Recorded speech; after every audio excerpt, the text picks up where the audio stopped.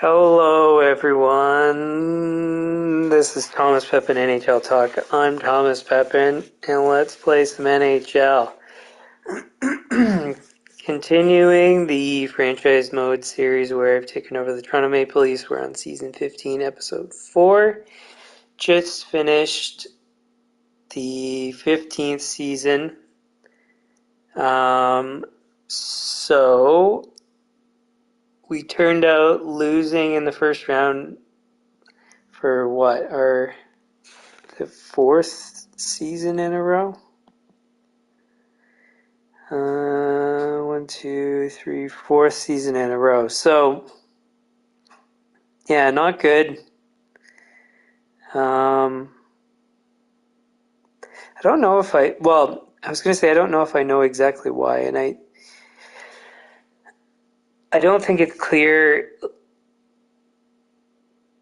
if it's one thing, multiple things, what exactly is going on, but as I've explained, it's probably some combination of a new coach, poor goaltending, bad defensive pairing, a bunch of different things. So, anyways, so we're going to be making a number of changes, not specifically because of that. It's also a timing thing, just with the prospects we have coming up. So it's kind of a good coincidence that we have so many things coming up and equally some things we need to get rid of. So anyways, so that's kind of the story. I guess to begin the stream, we are going to go into the draft, not because I'm going to draft, but because I have a pick that I'm going to move forward to next year because there were no franchise players this season, and I only draft franchise players. So yeah, we're going to move it to next season, probably for the Capitals again, I think. We'll take a look. Because how did Winnipeg actually do? Because their team was garbage. And I think still somehow they did well.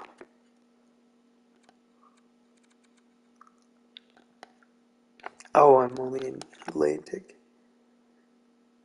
No, so yeah, they didn't do as bad as I was expecting. So, I mean, that would be an option too. We'll evaluate our options before we pull the trigger. But yeah, anyways, so I don't think there's anything before that.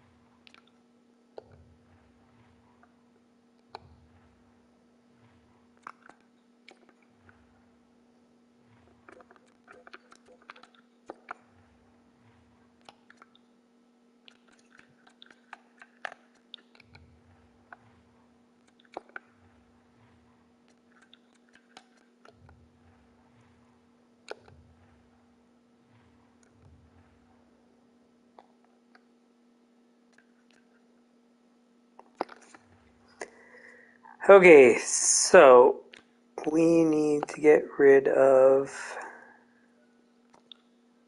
this pick.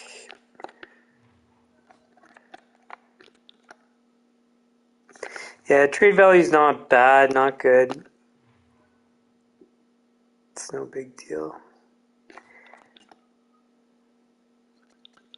I think we did in the end get the best value we could from holding out, so.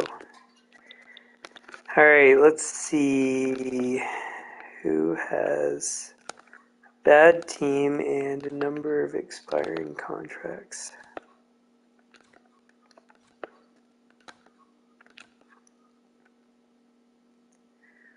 Columbus is just bad.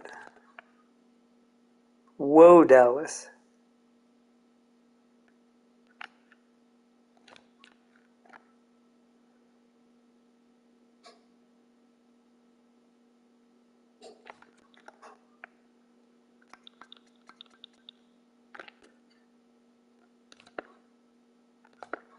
So far, Dallas, hands down.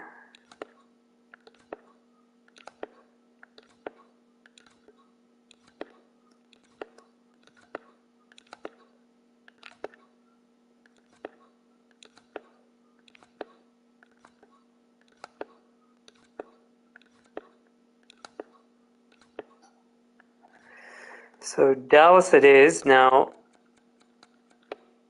I don't think we have enough to actually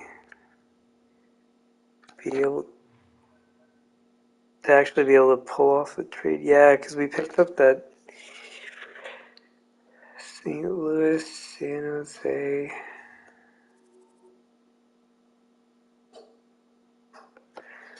What do they look like?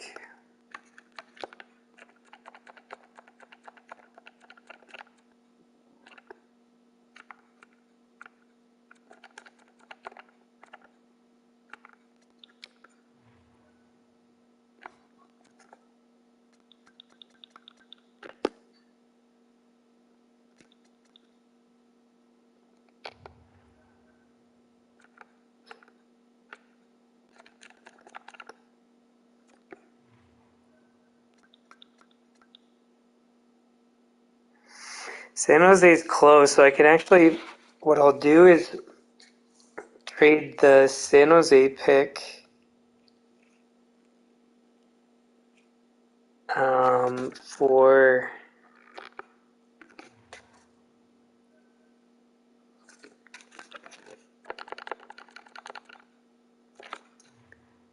wait, what am I doing? San Jose for Dallas.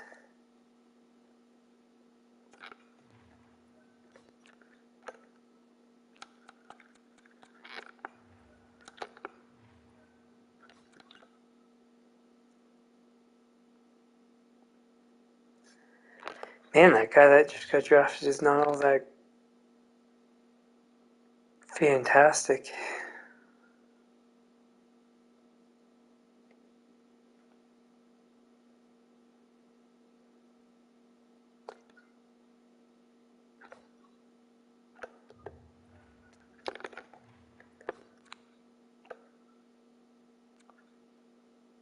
So San Jose.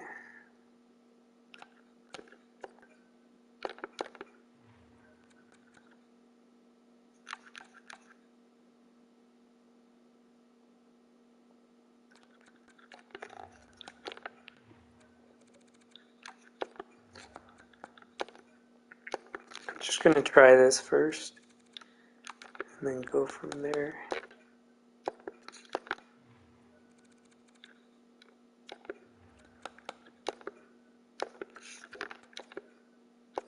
Okay. So this for this second.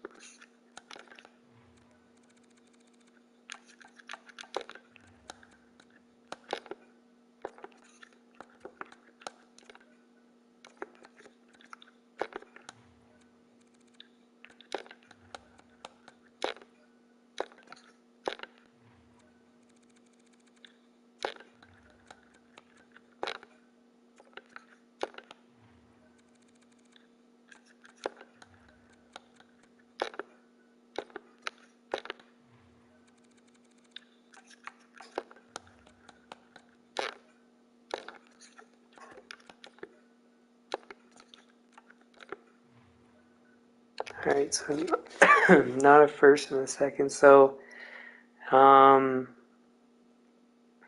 have to be first, a third, and a third, maybe?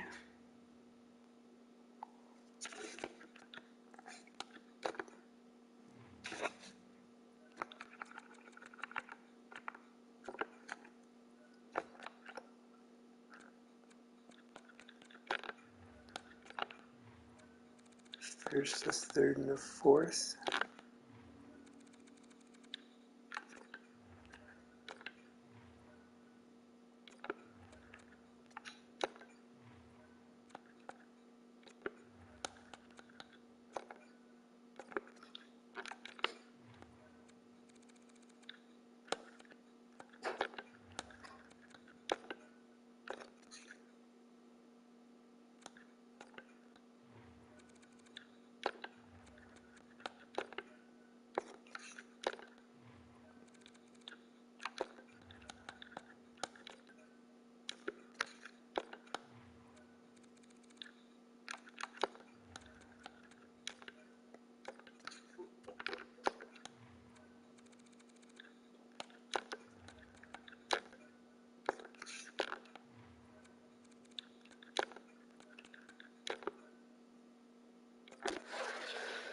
Okay, well, clearly a big loss on that trade, but we got what we wanted. We wanted that Dallas pick.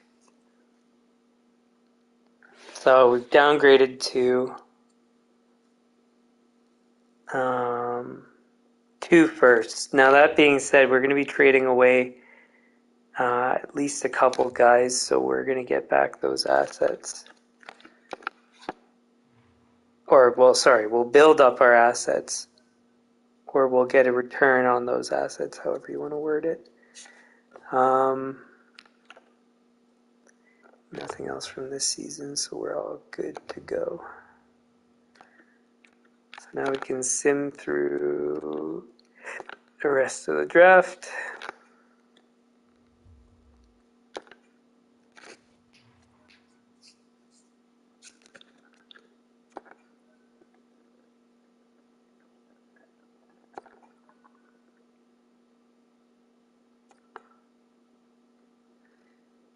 Okay, let's save.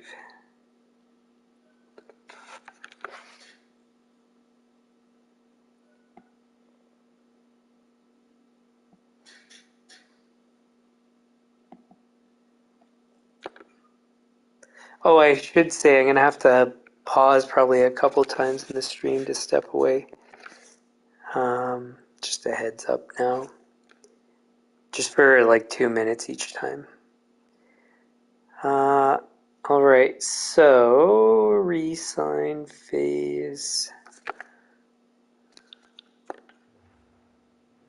I don't think there's going to be anybody to re-sign.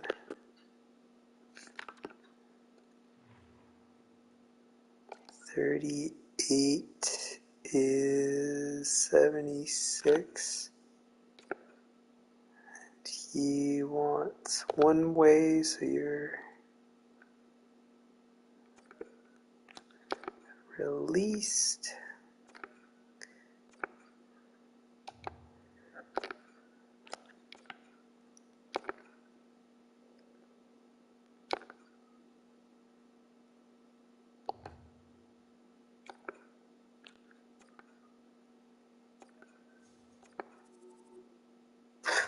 Nobody wants two-way contracts. Well, good luck then.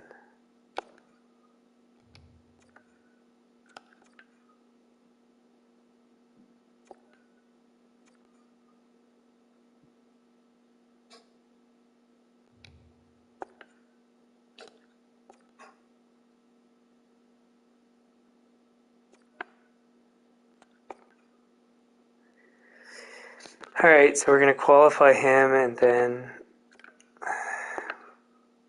trade him.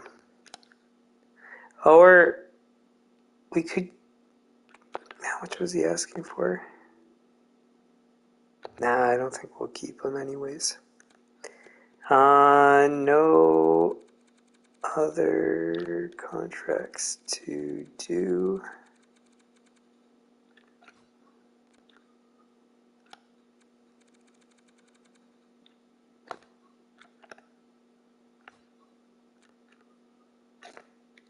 Okay, so then, how did this guy do? Not bad, not good.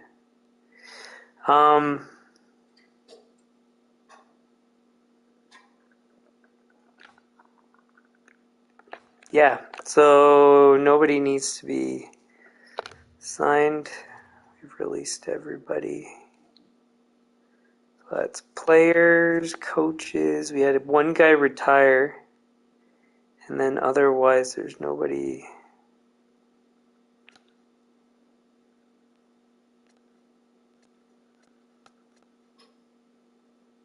To extend, I don't think.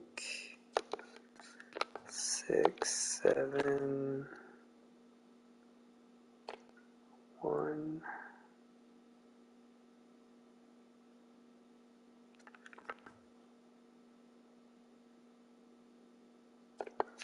Three, 4, 7.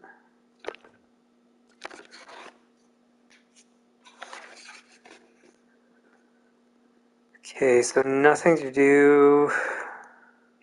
Coaches. Re-sign all of our scouts. I think there was 4 or something like that.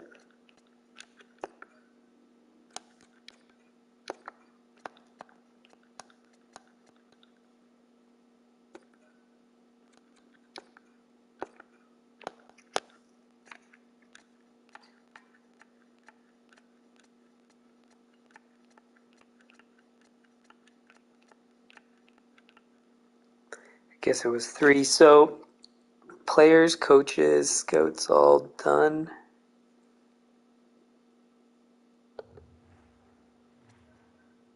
I think that's it. That's all we have to do for the re-sign phase.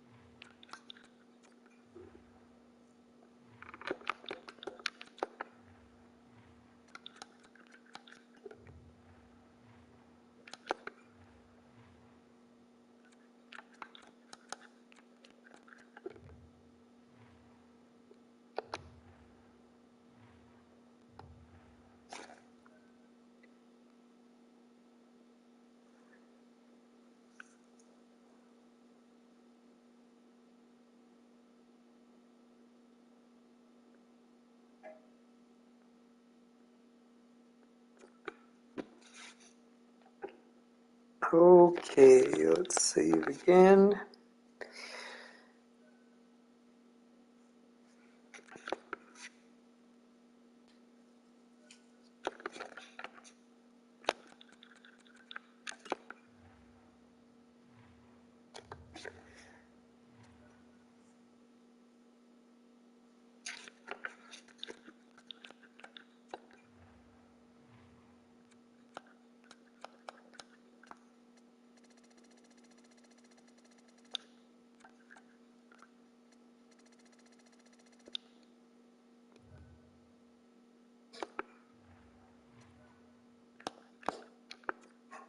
Oops.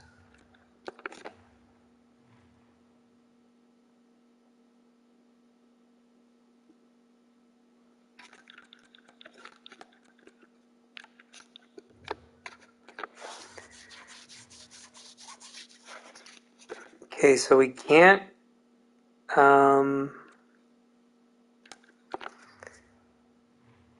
hire any scouts because we have all our scouts. They're all an A- or better. So the only way we would really be doing anything would be hiring somebody that's an A. Or if they have like a specialty of like Nordic or whatever, because those are more rare. But there's nothing out there, so nothing to worry about.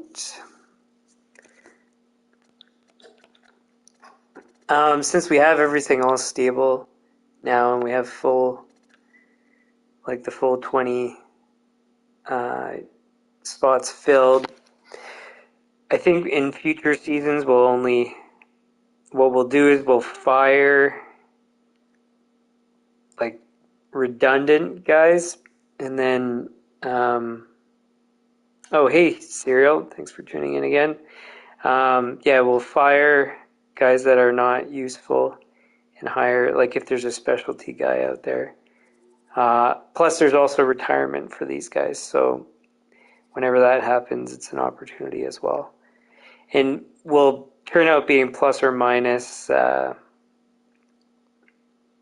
like the 20 mark. Well, not plus, but we could be just under the 20 if it turns out, like, let's say a guy retires but we can't hire anybody, and then the next season another guy might retire, and then eventually in another season we'll hire two.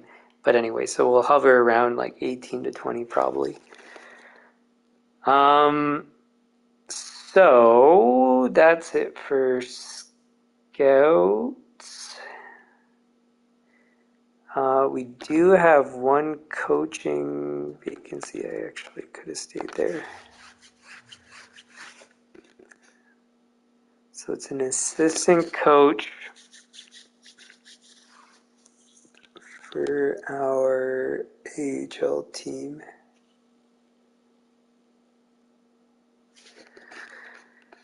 All right, let's see what's out there. So we're still looking for a defensive coach, high teaching, and affordable, which is a lot to ask for.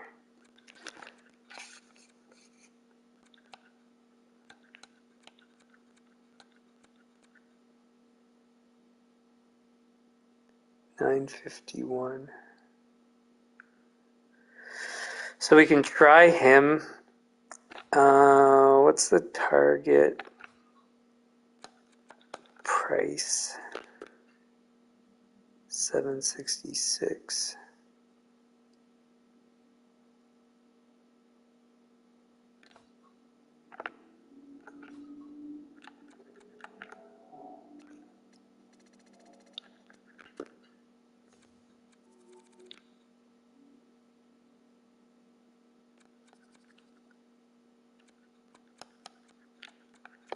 So we'll try it with him. Odds are no, but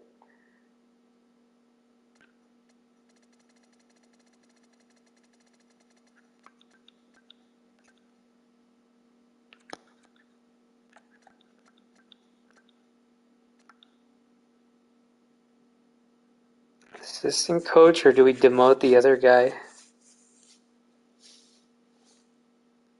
That's a good question. Actually, we should figure that out first. So he's a B.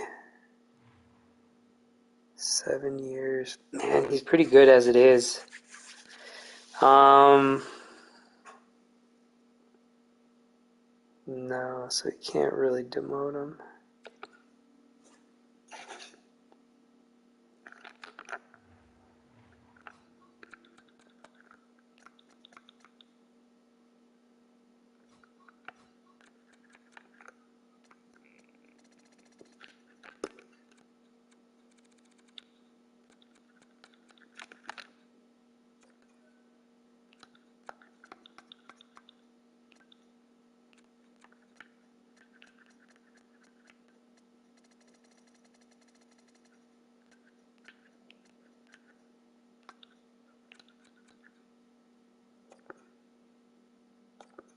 So he's almost certainly going to say no, but we'll try anyways.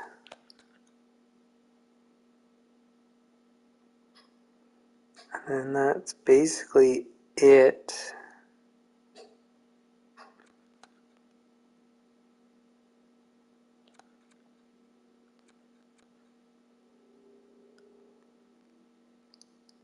So we'll wait for his response, but odds are we won't be able to get him. And then we'll probably just get a generalist, to be honest. So we'll just wait. So that's it for coaches.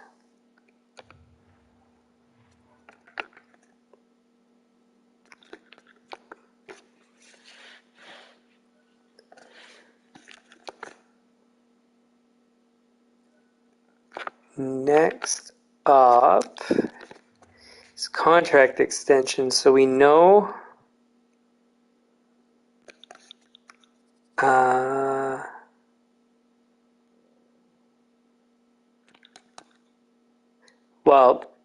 so we know there's a couple guys that are up. Now the problem is we don't know how much they're going to ask for. That's what we're going to figure out now. Just out of interest, what is he asking for? Yeah, right. You've been mediocre and you're asking for a raise to $9 million. No chance. So that's we were already going to trade him in all likelihood. And now it's an absolute no-brainer. This is the other guy that's up and he wants $10 million. You've barely done anything. I mean,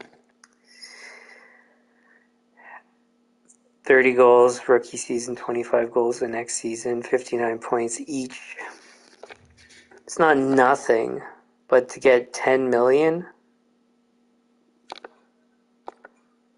No way. He's not even really all that flexible. So that's a no-brainer. We're trading him. We've got replacements, like I was saying earlier. So it just makes those decisions that much easier. Kovalev, we're going to trade. Actually, let's just look. I mean, I'm not going to sign him, but 4.8.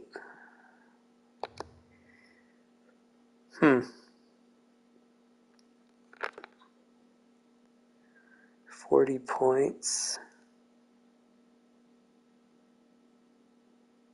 Playing third and fourth minute. It's not bad.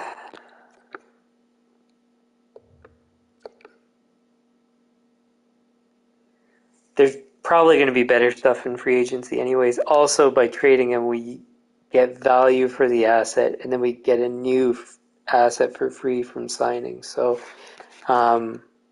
yeah, I think it's a no-brainer to trade him. Sarno, I'm interested to see what you're going to ask for. 7.8.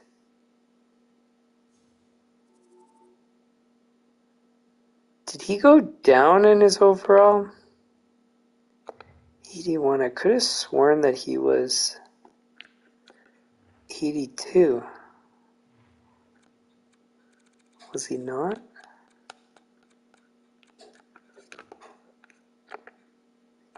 Really? So somebody went down, somebody went up.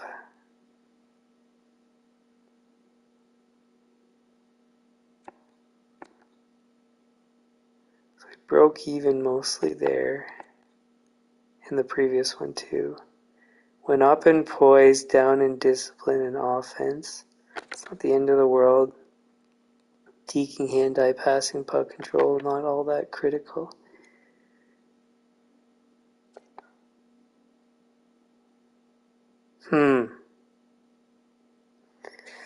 That's interesting. So he was asking for 7.6 or something.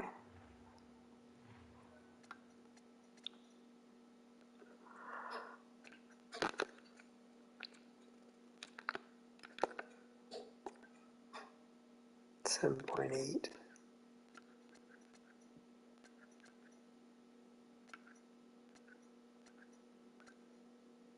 Because these players are so rare.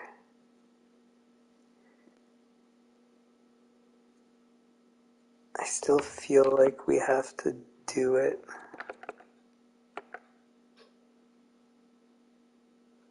$5.5.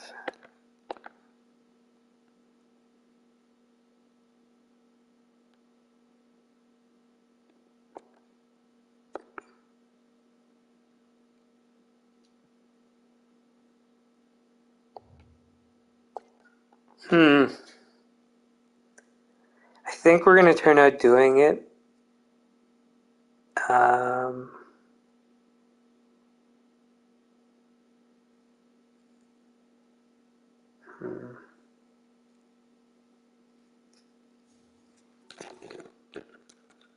Okay, so what's going on with the guys coming up? So we've got Mayer's coming up, but I think,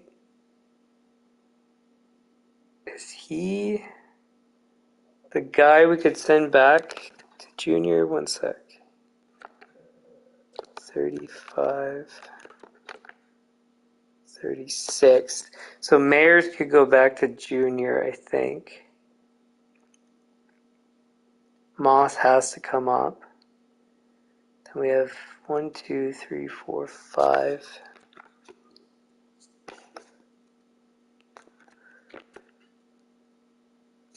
6. He went down in his overall. 7, him as well.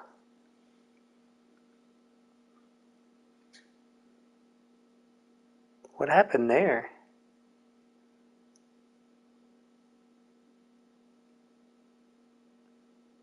Let's go have a look.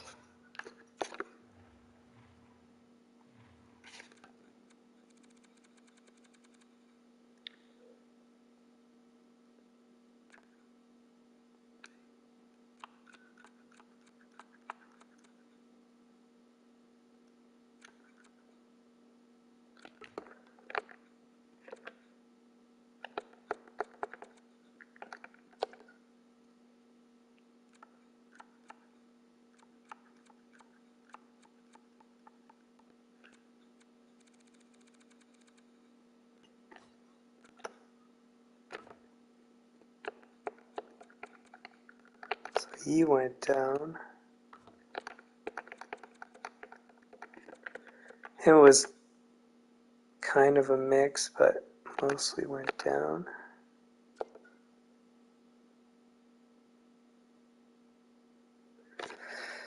Interesting.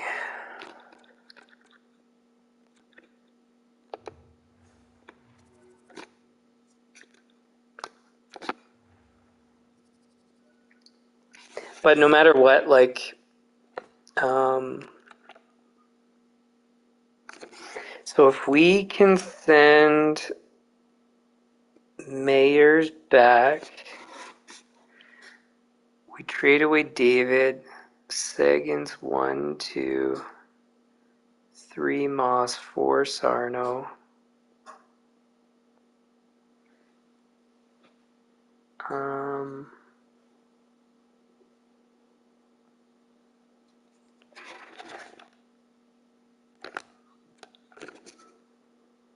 5 Johnston, 6 Serenhamo.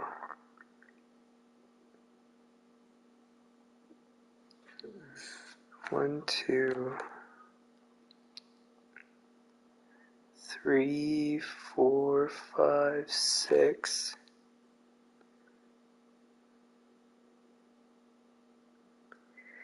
And then Sarno at 7.8, I think it was.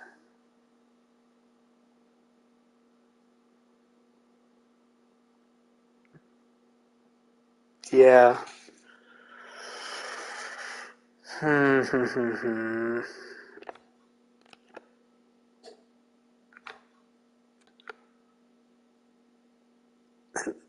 Excuse me, nothing really changed for. Oh, this guy went up. I think it was 60 overall, wasn't he?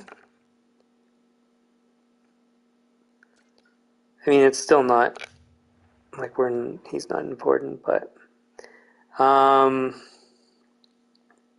Okay, so that's kind of where those guys sit. So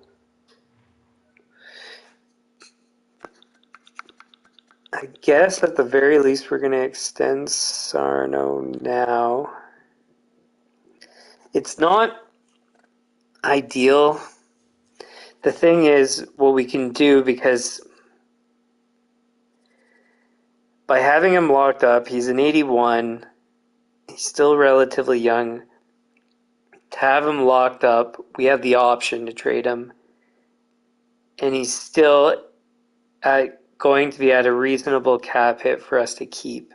So, I mean, it's a bit high for like an 81 overall, but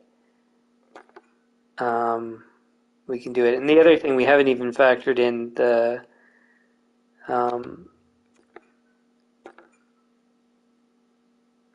hometown discount.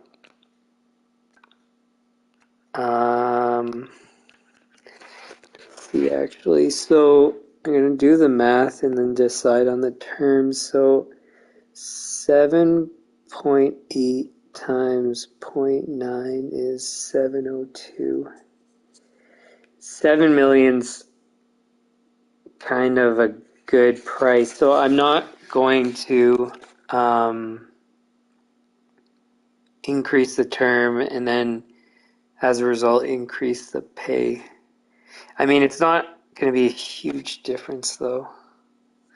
Well, what is the difference exactly?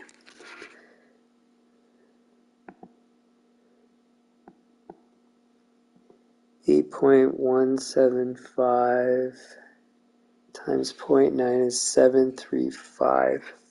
To have him locked up for 8 seasons to age 33.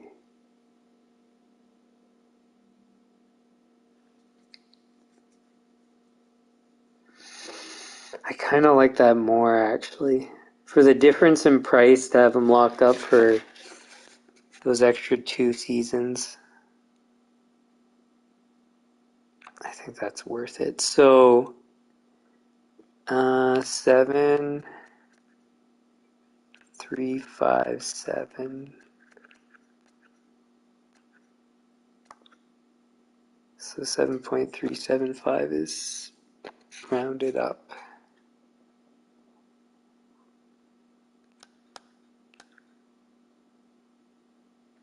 It's a bit high for just like one of our lower defensemen, but again, like I've said before, these guys are rare. Like an 80 overall defenseman right now, that's two-way or offensive is like they're basically non-existent. So, and we have all of them on our team. So, yeah, I think this makes more sense. So 8175 times 0.9 is 73575. Okay.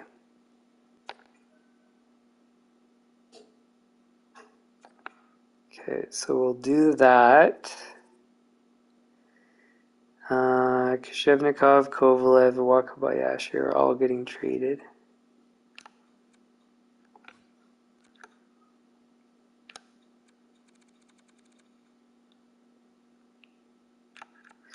Ooh, what's going on with Johnson? I didn't even realize that he's up for renewal. What's he going to ask for? 7?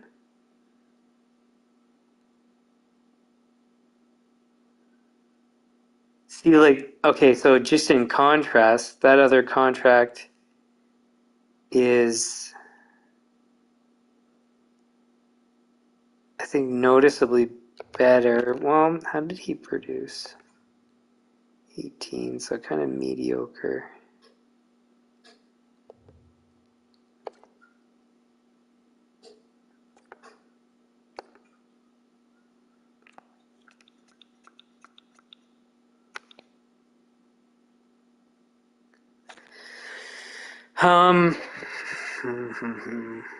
But we're not, like, for 80 overall, we're not doing that. Oh, he's 23.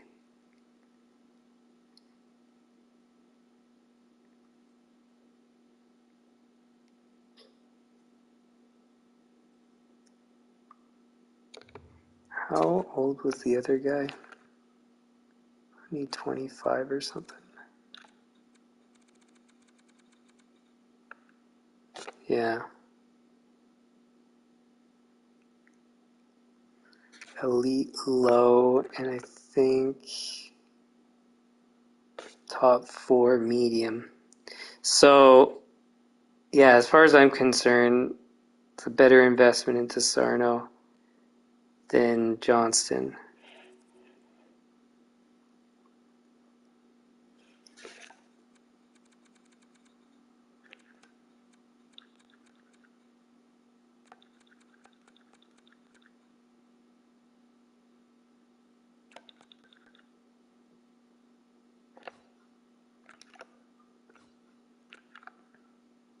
No extensions for goalies.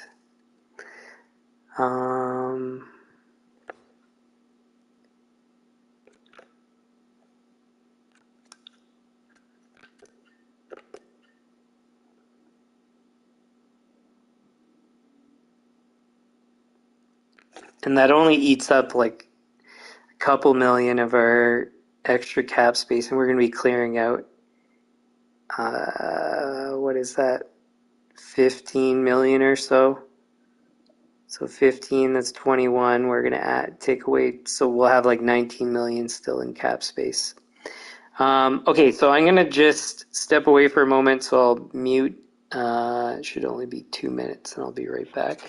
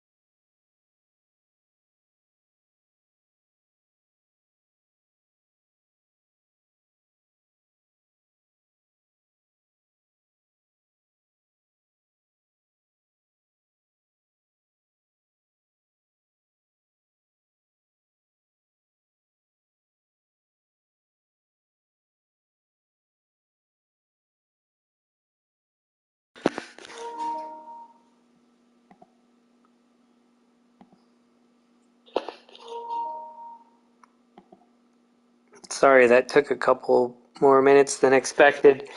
But back. So that's it for that. So then, if we're keeping Sarno, Moss, Seguin, Kiviharu, that's 4. Serenhamo, that's 5. So we kind of need another defenseman.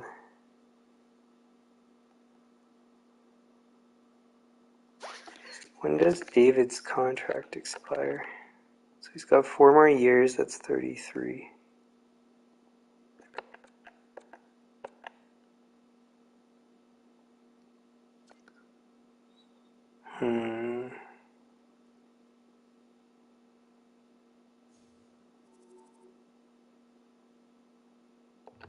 So we'll have to play that by ear then. I don't know exactly what we're going to do. We'll have to see what's out there. Alright,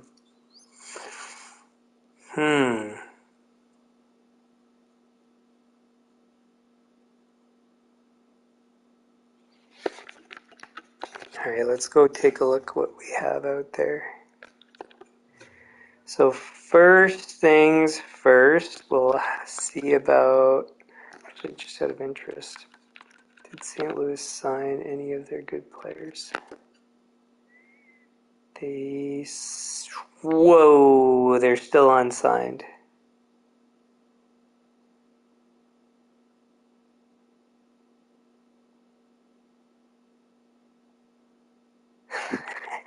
And it's funny seeing, because like 2 of those guys are guys we sent to them. They can afford to sign them. The problem is,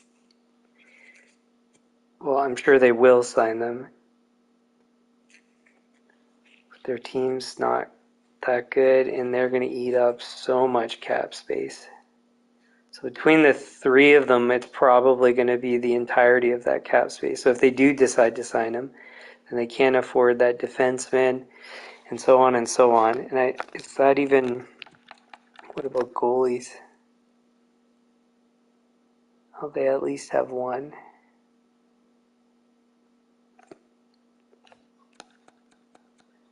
Interesting. Okay. Anyways, I just want to see about that first. Now let's take a look at players just drafted, if there's anything out there that we want.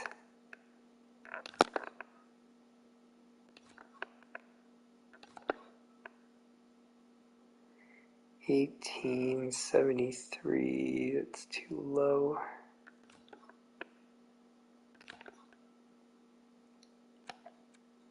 And these guys have a lot of 18s.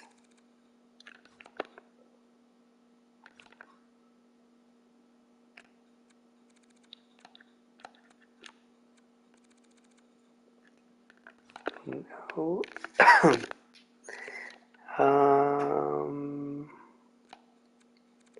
Okay, so this was the guy that went first overall. And so, because he's European, right?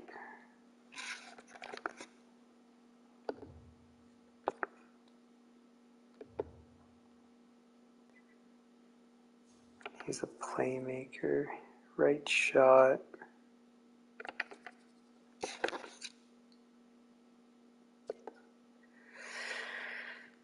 He's a good, because 81 overall is good. He would have to sit 1 season in the AHL and then he'd be good to go.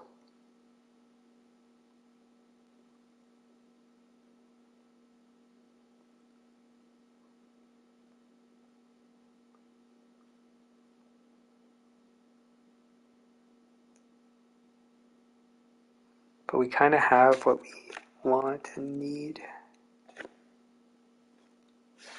I'm going to record his name just because you never know. Nicolas. That's a new name. Nicolas. Dallas.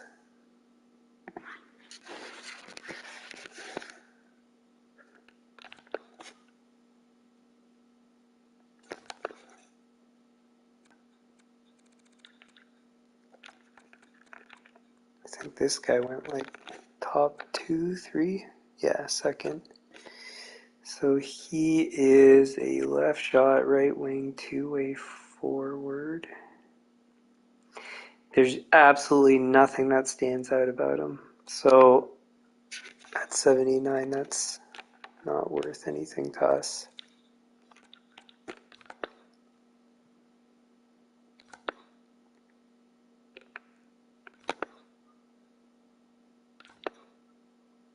See, and this is the thing, like, you could draft guys, or you just wait, see what's out there, and then trade for it. And then if you don't want it, you don't trade for it. This one's an interesting one.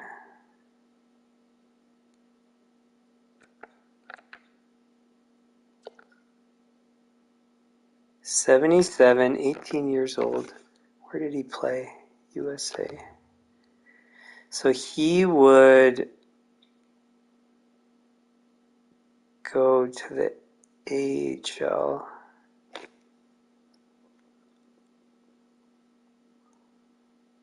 '77. See, because that's pretty rare. This guy's Euro, yeah, so he's not worth it. That's another interesting one. Bachman, Nashville.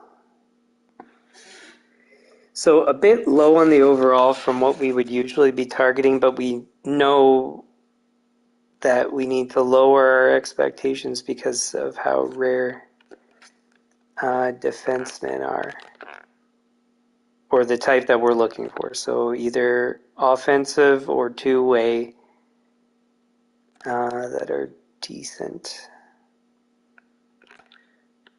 So neither of these guys are interesting, I don't think. Who's this? Two-way.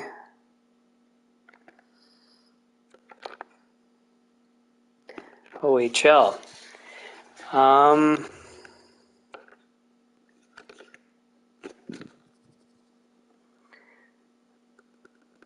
75's a smidge low, though.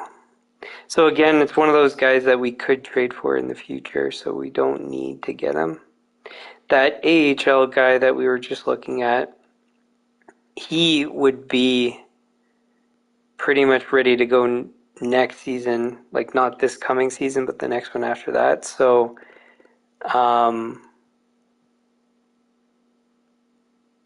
so it kind of lines up better. Whereas this guy, we'd be waiting, and it's unsure. So it's just, if we want to get him later, we can. Now the problem is if he gets put up to the NHL, then that kind of messes with that. But it doesn't really matter.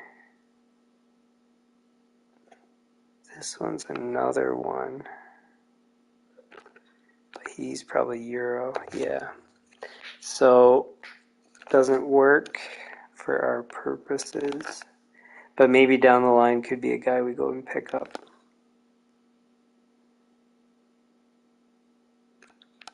'72, too low.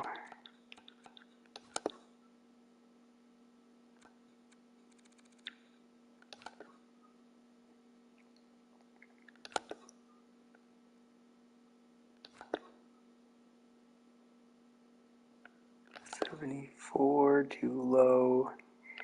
79, what's your story? You were probably, what, third overall? Fourth? Two-way forward. Euro, so not gonna work for us.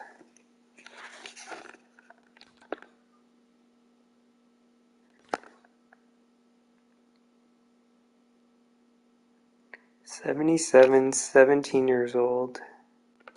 What's your story? Defensive, so not gonna happen.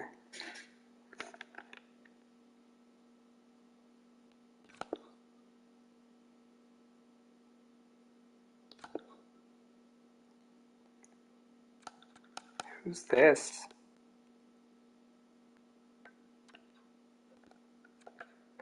Power forward. 3rd overall.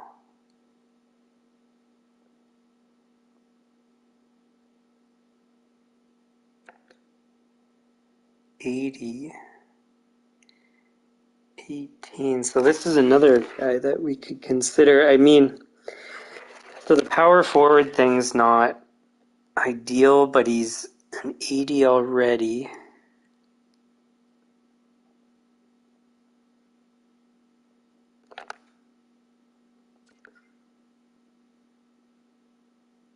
And he could go back to junior for, what, a couple of seasons.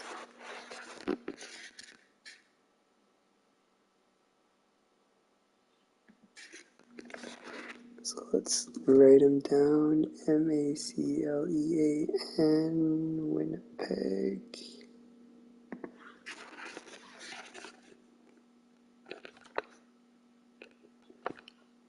Okay, so that's it for players. Let's have a quick look at goalies. Is that one of the goalies we had? Yeah. Pepin, 9.2. Like, look, between two goalies, you've got 15 million spent. No chance. No chance.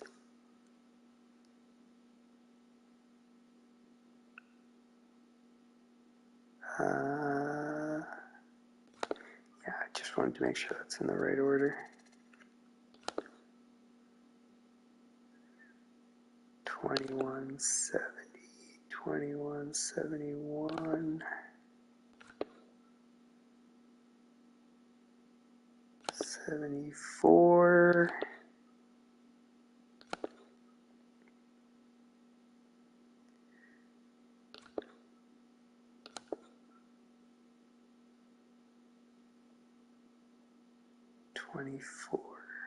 Nope.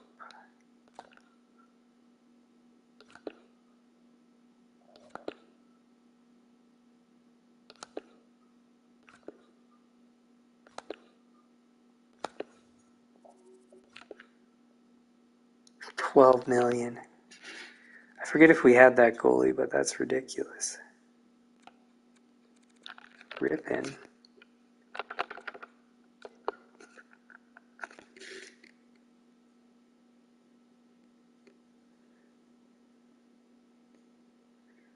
$77.22.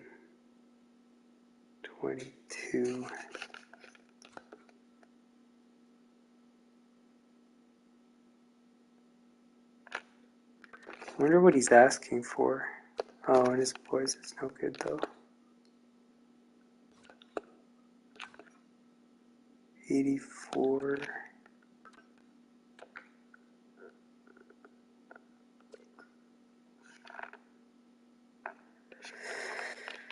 Odds are not affordable, but we'll go take a look.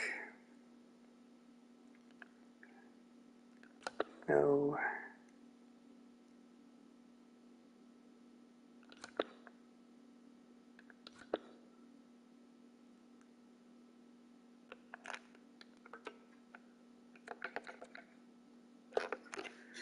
Wasn't he expiring? So did he get extended or something?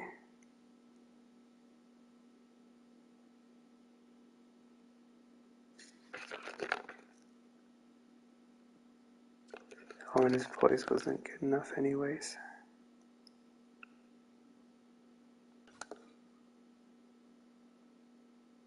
$76.21. Feels like that's a new name. I don't recognize it.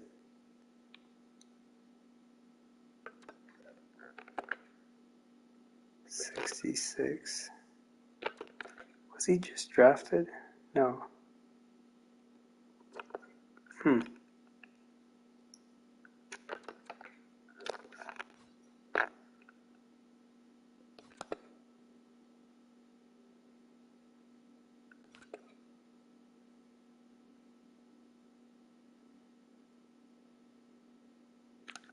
See, another former goalie making $10 million.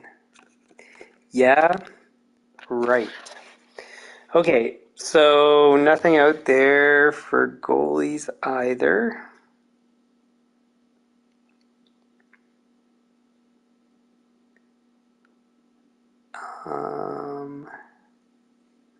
What was our first step? So, oh yeah, so because we're not getting necessarily any of those guys, but we might. So we have to trade the guys we have.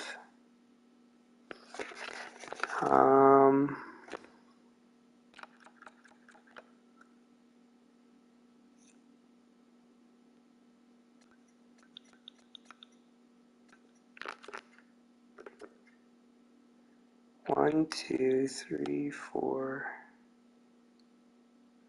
5, 6, 7, 8, 9, 10, 11.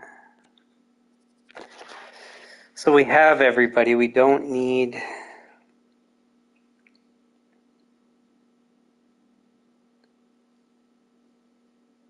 So if we were to trade for those guys that we just basically scouted, whatever you want to call it, found, we don't need to play them. They could go to AHL. So then the guys that we're getting rid of could be for those guys.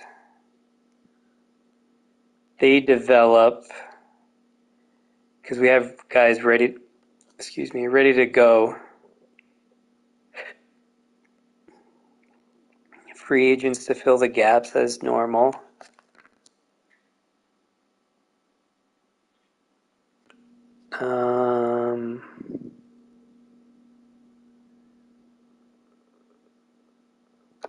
So that's kind of the plan, I think. So first, just before I start to make trades, I want to see what free agents there are.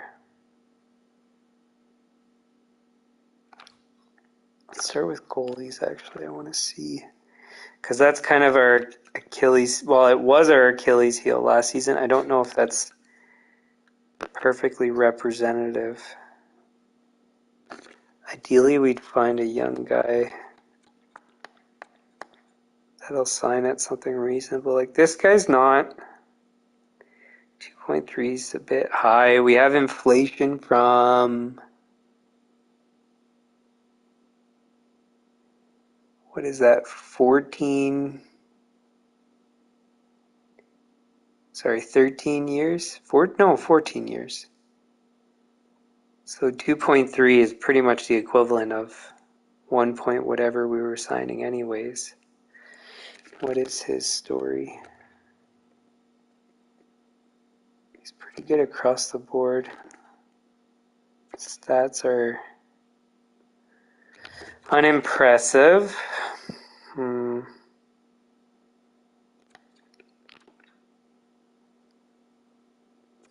30.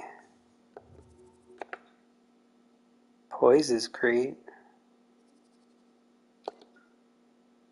Jeez, that guy's cheap. Why is he so cheap? Is he two-way or something? No. God, for sure we're going to go for that guy. He's an upgrade, like a noticeable upgrade. What's his stats? Playing on a garbage team.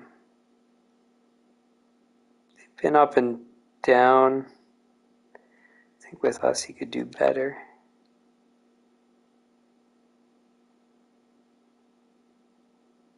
Sign him for 5 years.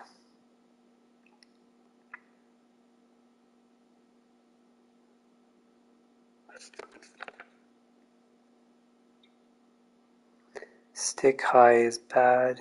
Endurance is bad. Aggressiveness bad. But the poise is especially good. I think to bring him into the mix is wise no matter what. Let's just wait. Hold your horses.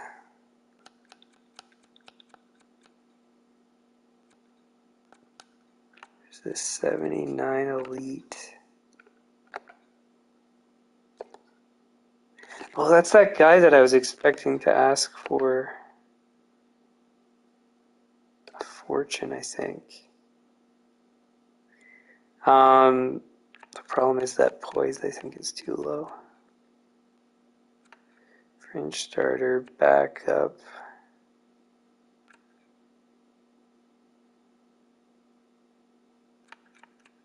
Starter.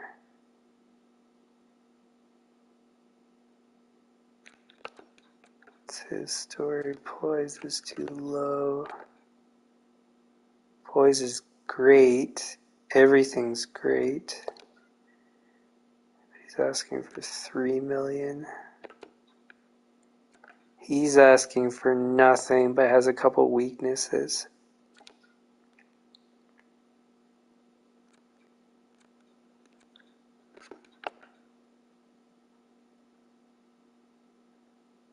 Not really bad anywhere. Poise is low. Salary's high.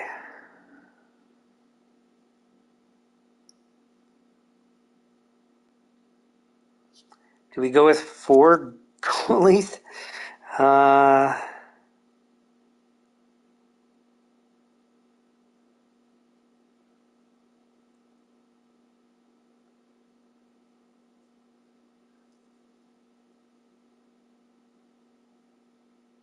Sign them and then wait for the offseason development and then maybe trade somebody. Because at the moment, if we try to trade, the value is going to be like, well, we also don't know what's going to happen with development. So, because we have guys signed for like 6-7 years. So at the very least, I think it makes sense to sign them. What's the... It goes up over the years, though. We only want 5 years. We do 2, 3's acceptable price. 5 at 2.1. So basically, we'll reverse engineer this. So, but we're not going to get at a discount. We have to pay a premium. So no, we can't really reverse engineer. I mean, well, we kind of can. So 1.575 times 1.1 is 1.73. That's within range. 3 seasons is fine. So I think that's a good target. So 1.75.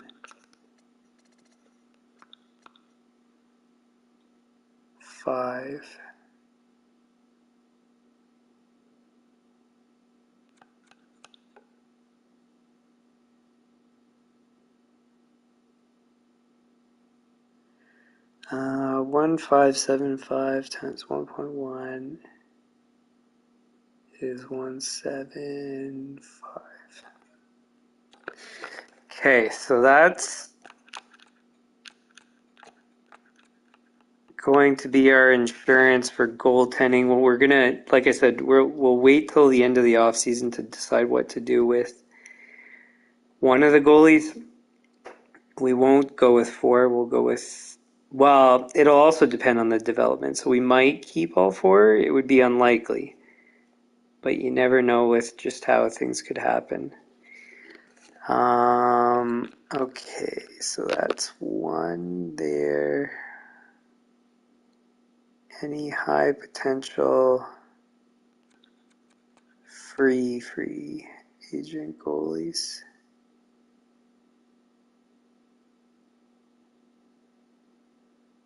So we won't do anything lower than elite.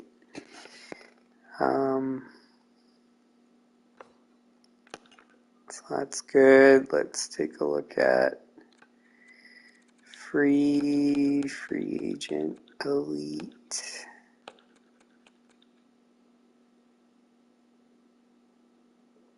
Oh, 2-way on top of it.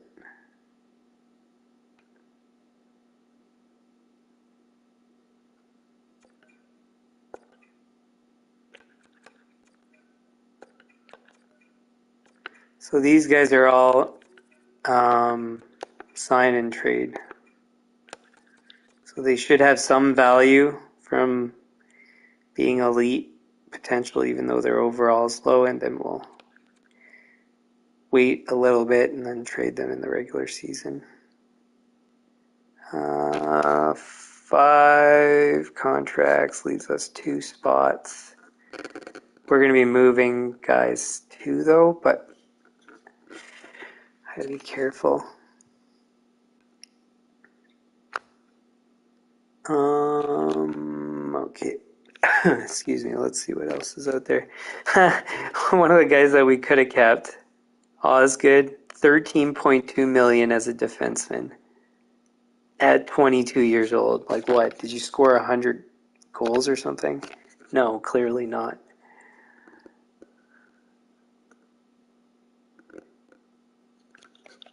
Anyways. Ulanov. What's your story? 2-way forward.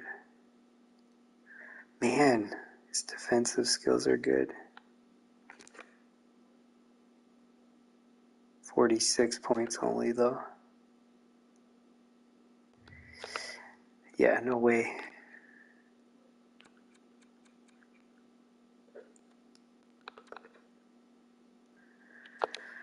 Nope.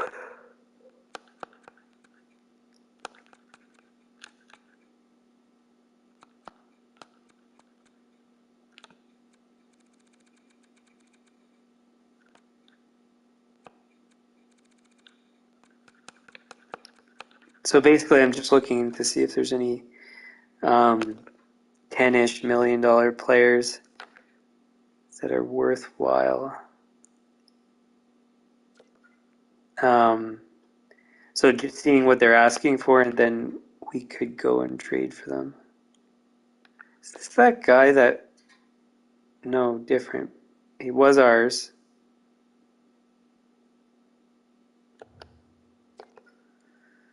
But yeah, another stupid contract. 10.6 and you barely done anything.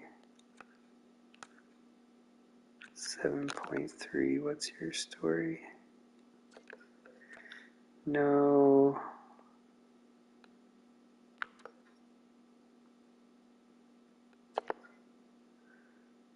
No.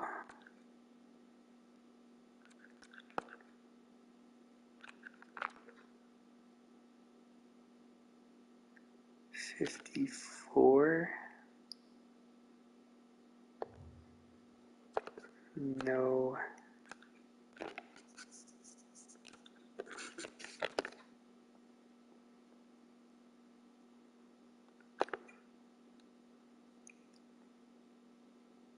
Nope.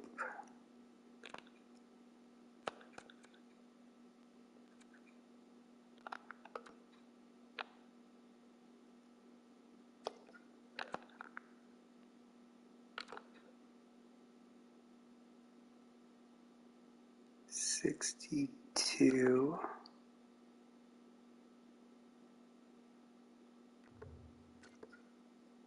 Nope.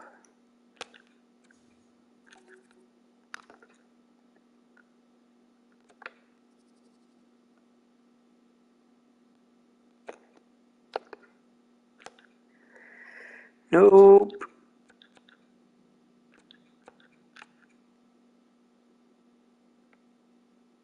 $6 million would be a bit much at this point.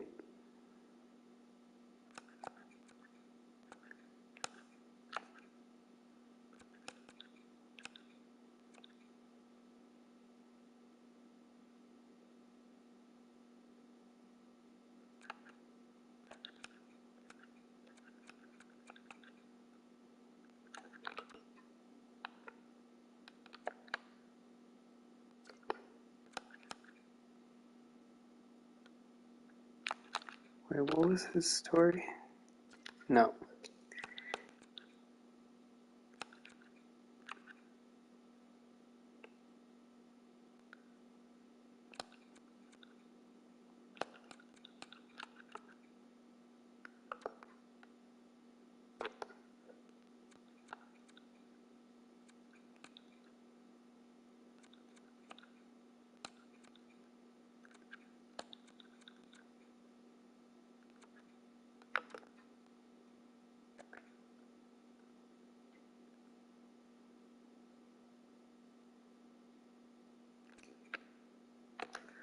He's not bad.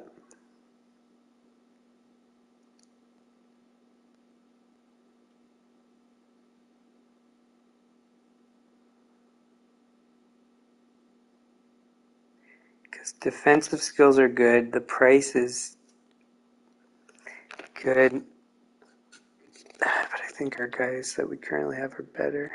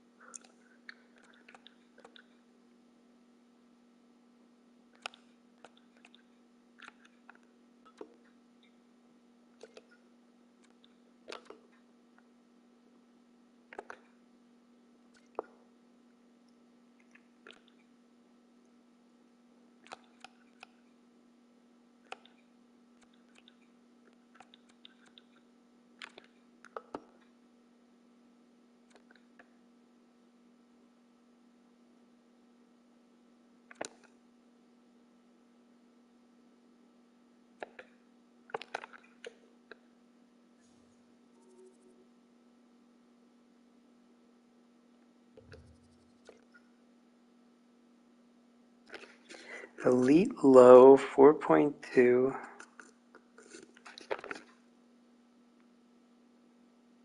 53 points.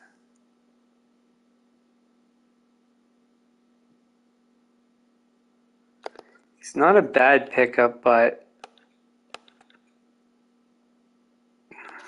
not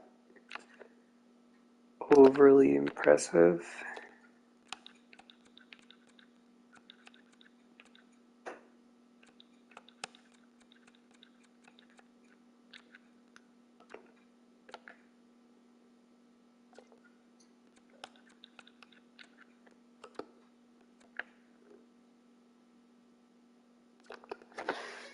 Okay, so nothing really out there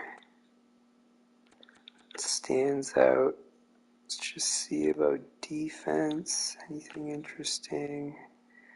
36 is too old. Defensive.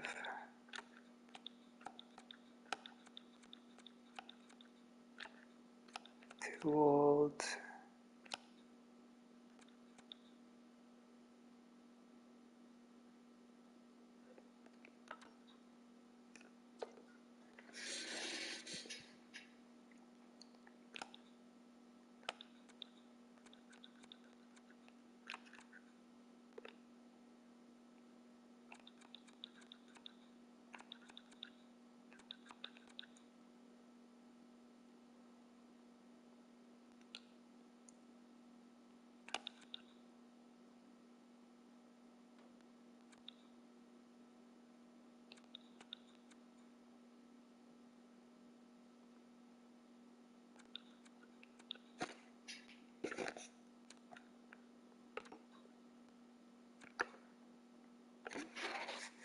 Who's this?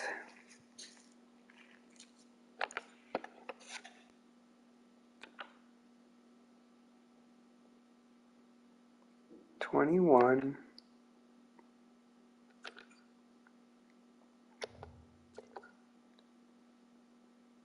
2 point. It's expensive for 78 overall.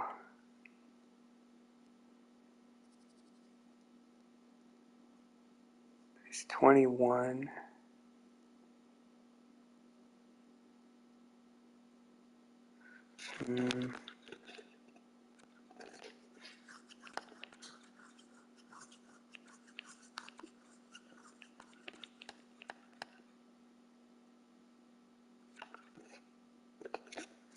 Oh, there's a guy we just had.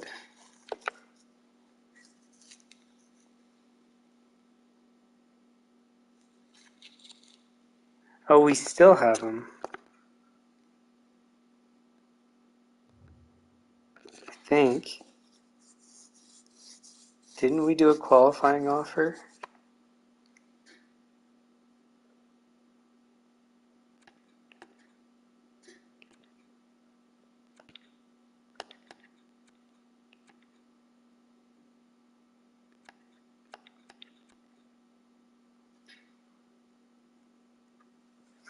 Okay, so nothing really out there either. So I think most of our stuff's going to be done by trade.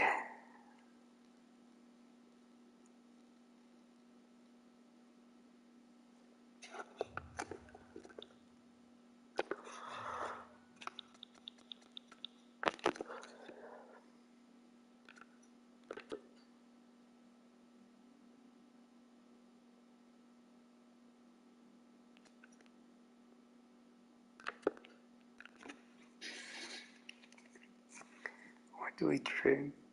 Oh yeah, actually this is going to be the better way to organize anyways. What are we looking for?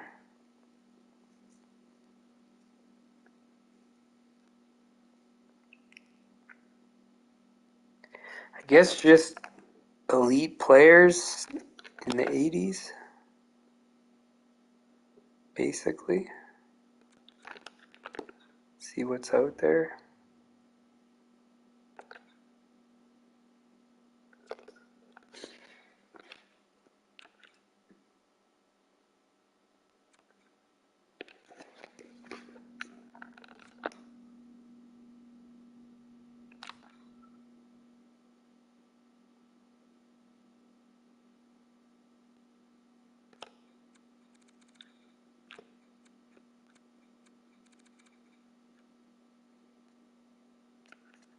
If I put it, yeah, maybe this is the easier way to look at it.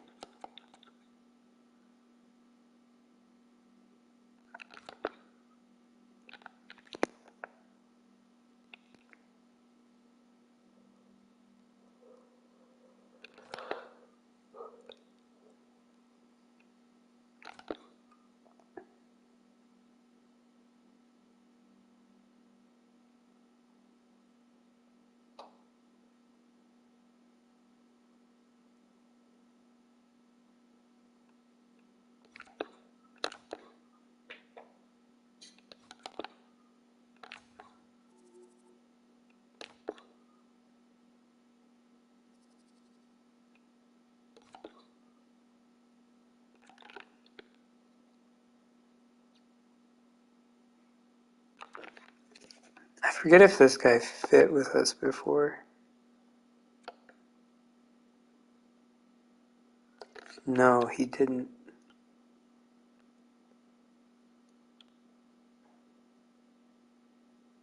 I don't think so, at least.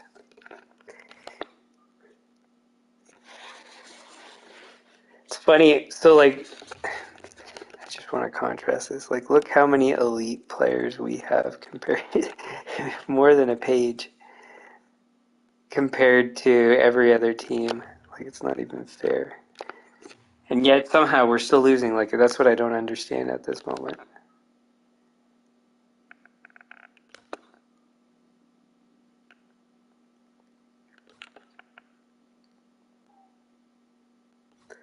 Oh, I haven't been paying attention to the higher end guys. Because if there's somebody making a good or that has a good contract, I should be considering trading. Maybe. I don't know, that's tough. In any case, I should still be paying closer attention to some of these. 10 million, no.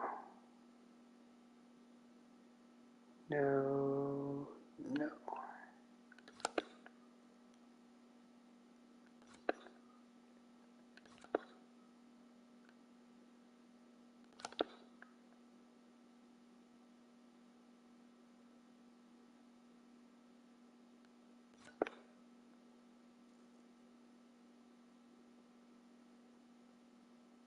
Okay, he's one of the guys we were already targeting.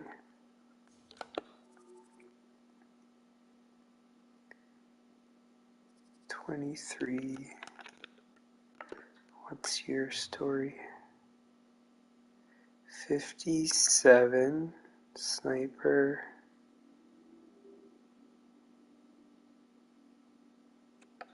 Left shot. 1 year remaining. So probably going to be too expensive.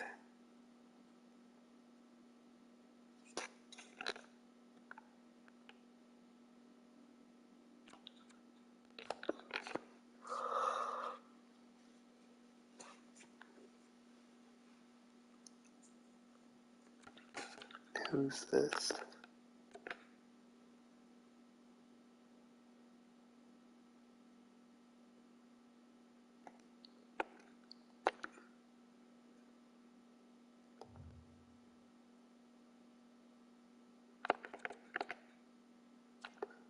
One year left. He's probably going to ask for too much. That's the problem.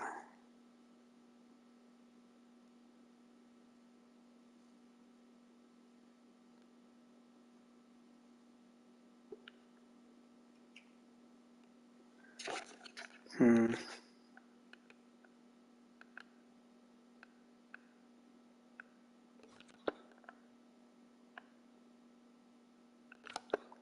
$18 million. That's nuts.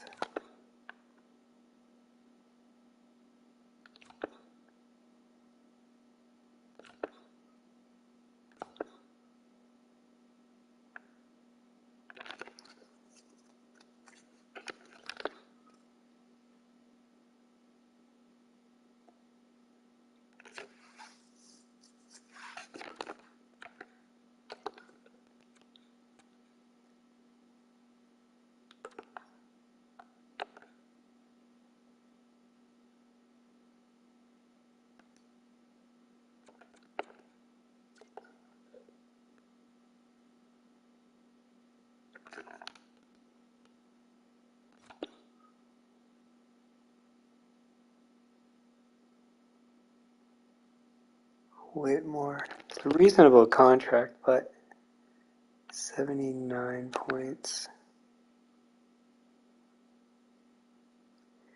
See, it's his first season of having good performance, so.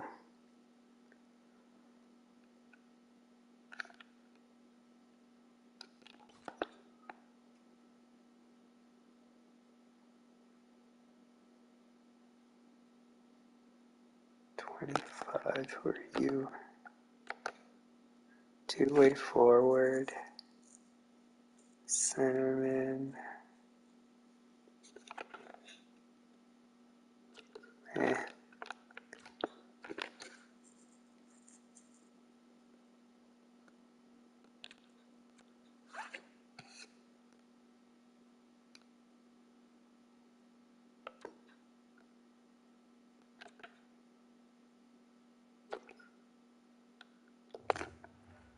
Oh, whoops.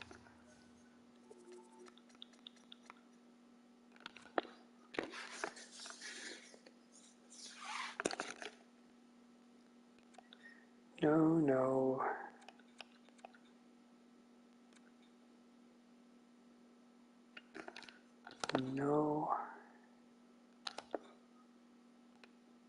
They have a lot of elite guys.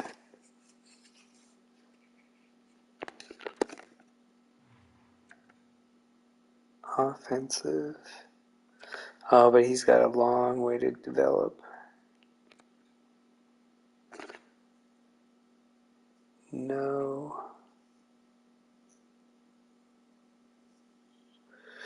Nope.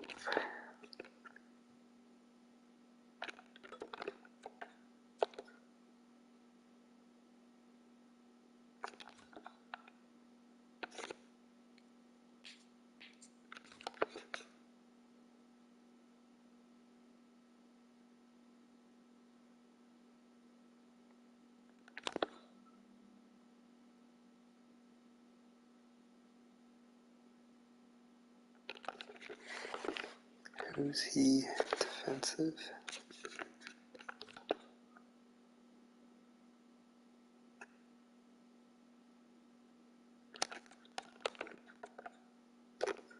Defensive.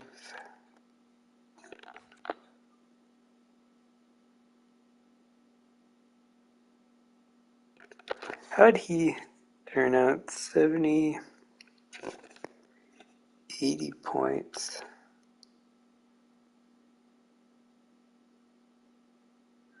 So, I mean, good, but nothing too crazy.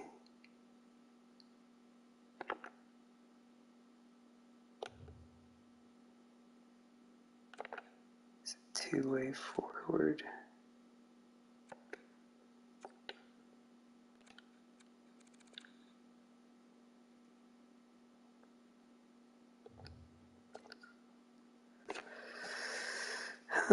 What else? 1777, that's why.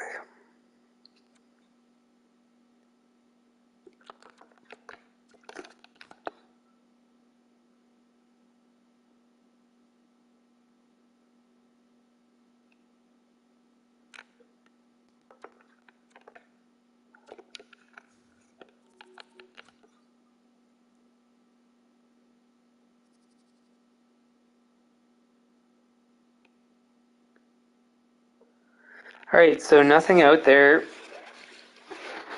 to replace what we currently have. So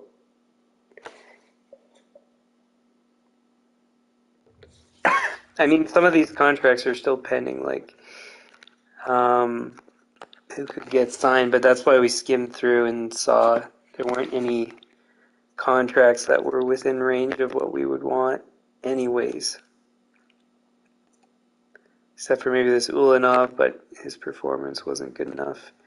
So anybody that could get signed at a reasonable cap hit hasn't been that great. So we're not really missing out on anybody. So then that answers the question. We just trade for the developing guys. So number one, go for that defenseman.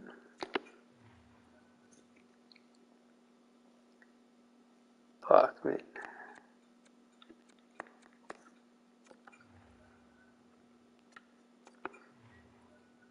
And then we're going to trade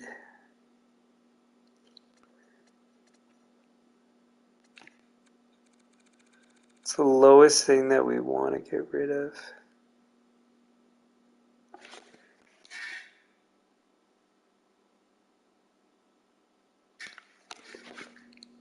So in this case, we might actually extend Johnston. Maybe for a year or something. How long is he for? 2 years.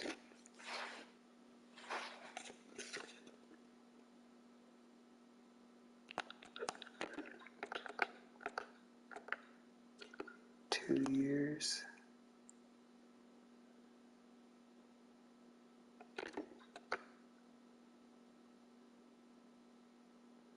Two-way.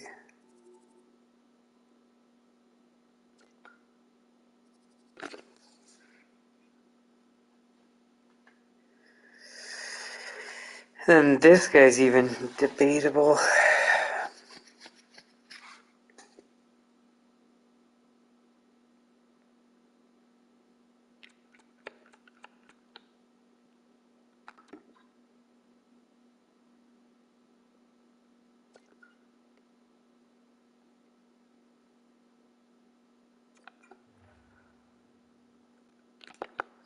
Who do we have? Those random guys. He's the best of them. Okay. They don't even want him. Who do we have that you want similar value?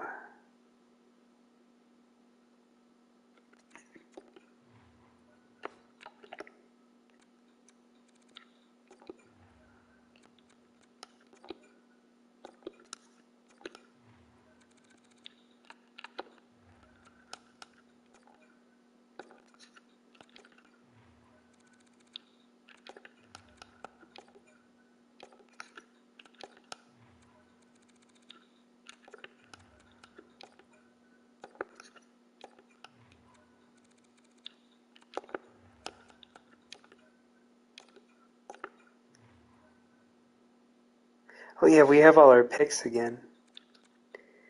Um,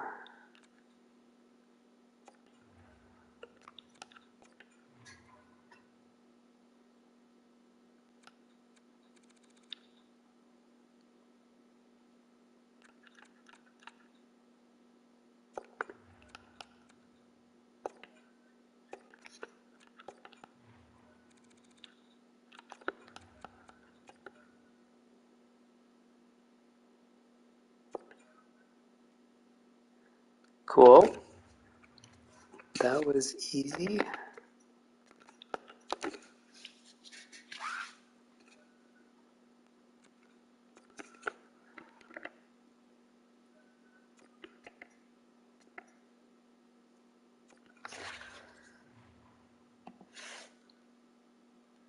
So he's going to go to the AHL for one season. Hopefully, will develop well enough in that one season to be ready for the NHL the following season.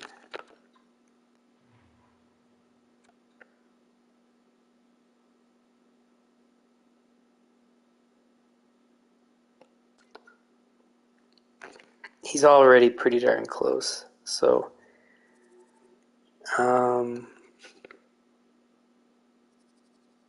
yeah. All right, that's step one. Then we have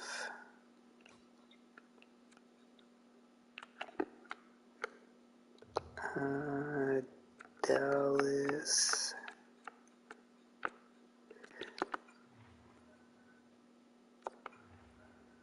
Nicholas. So he was a European, so he goes to the AHL for season 2.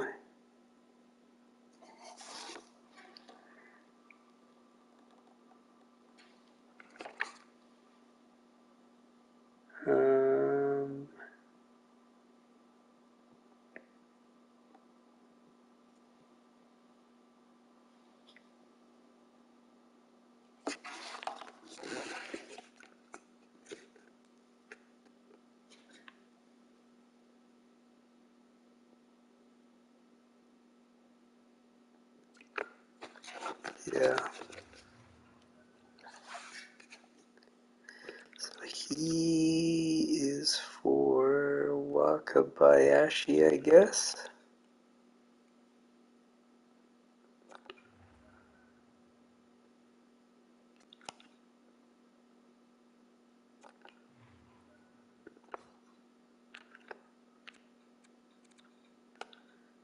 Second.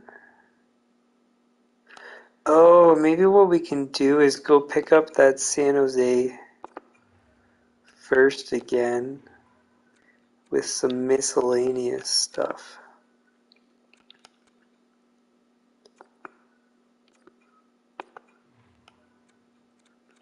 Maybe.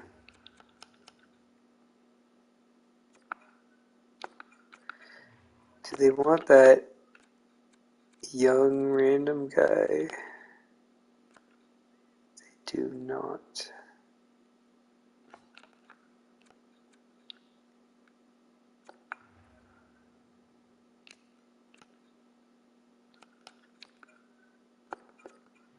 Oops.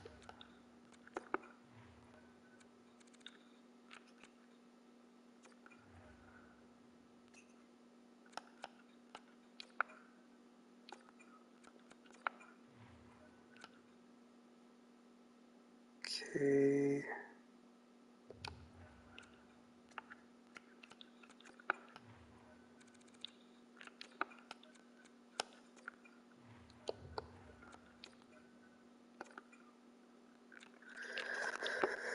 Alright, let's just simplify this. So we want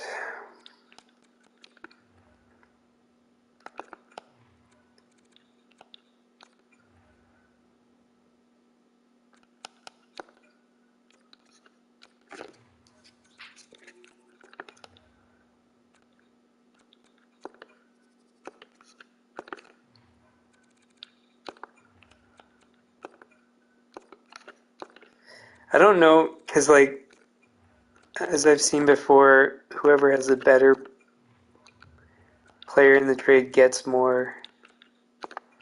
I don't really know in this case who is the better player.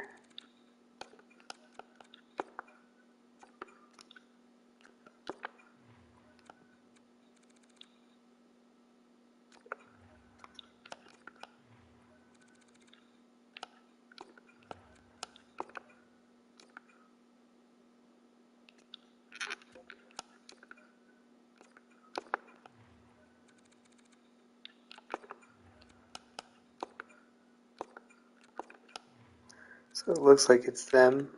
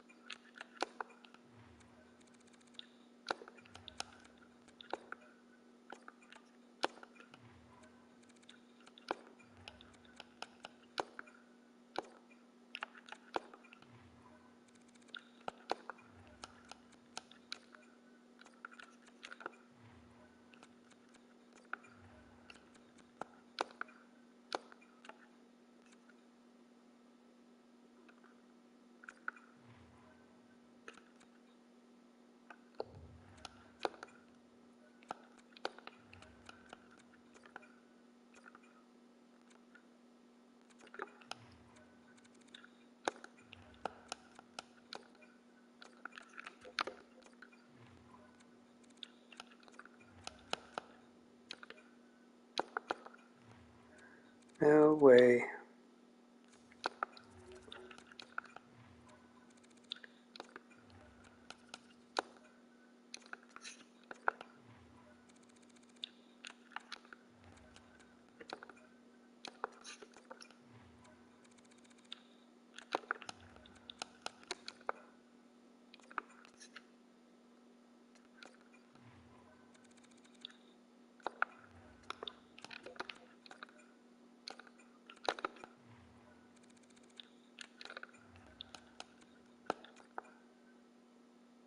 Alright, so that's not too crazy.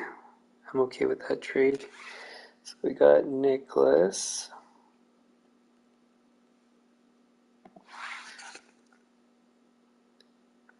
So we have 10 million in cap space.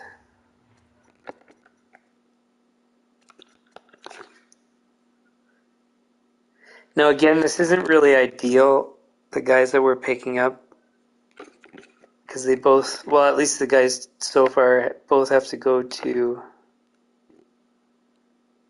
the AHL rather than junior, so we can't take advantage of multiple or as many years of development. And then the last guy is from Winnipeg. I think this guy, though, is junior. Yeah. What was his story? Power forward.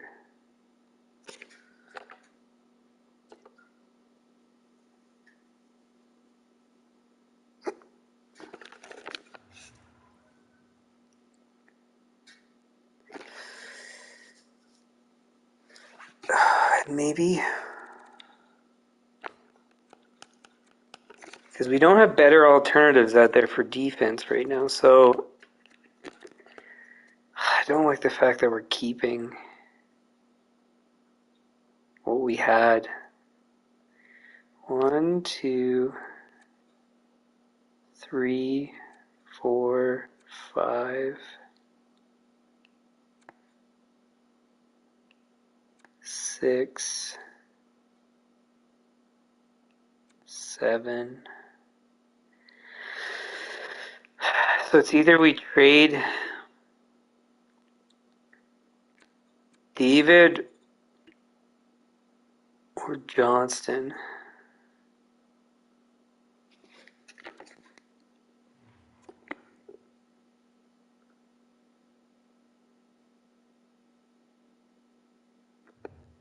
So one guy has a number of years left at a reasonable cap hit. The other guy has no years left, would need to be extended, lower overall,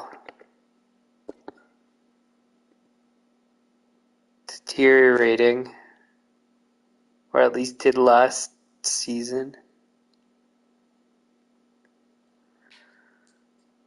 Ugh.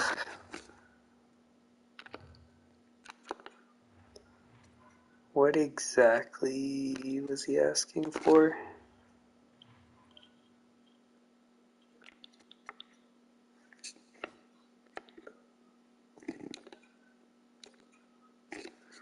$7 million. He was essentially no different in performance except for the plus minus compared to David.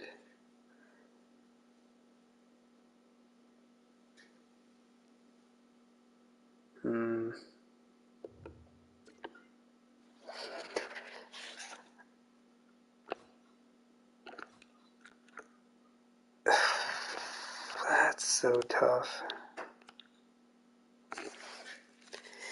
It's the contract stuff that makes it complicated.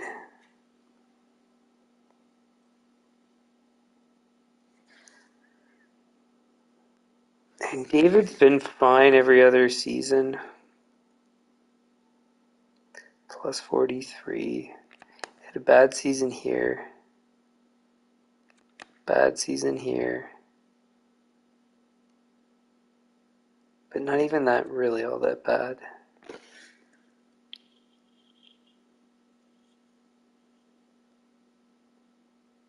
Or, sorry, not bad seasons, just not as good of seasons.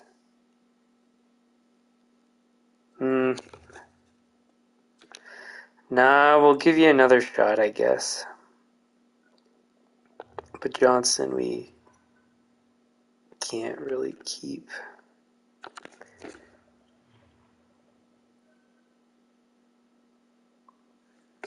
Alright, so Johnston, where are you? Okay, you guys do want him. You want him. Do you want anything else that we want to get rid of?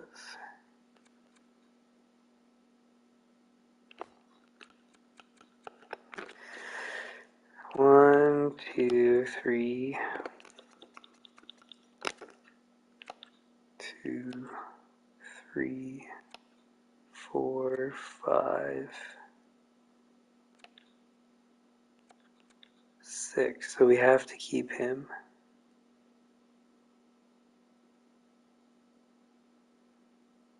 We should extend Corbin.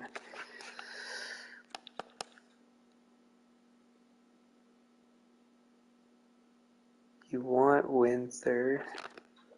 How'd he do? 24. Not that great.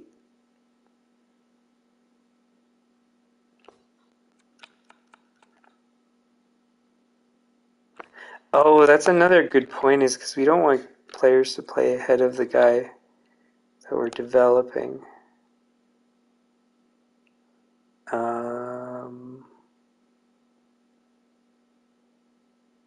Bachman. So we can't have a 77. So we should trade him.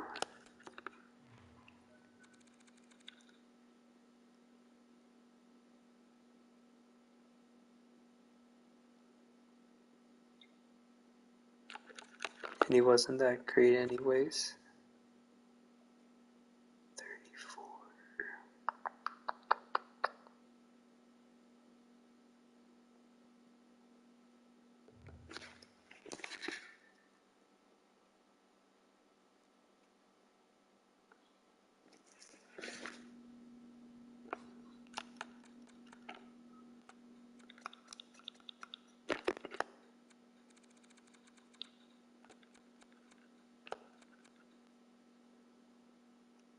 Kovalev, we want to get rid of.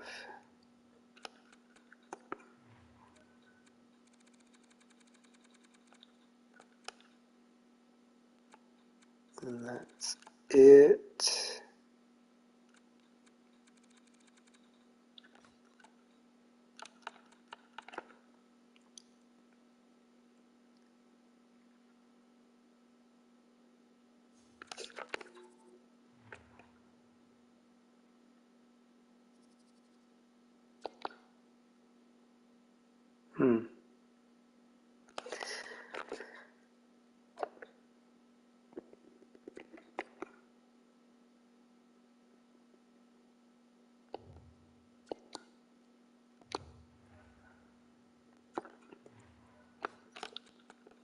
I don't know if we'll be able to pull this off with what we're trying to package first.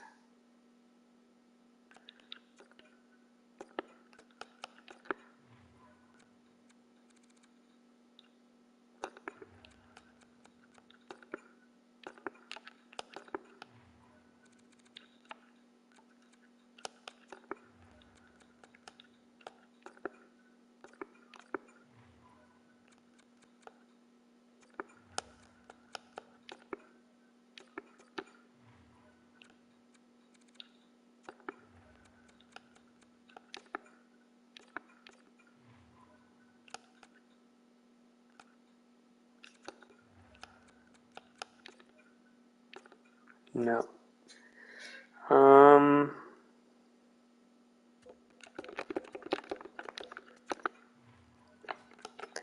Okay, let's see if we can get rid of that one guy, this guy here. Somebody must want him.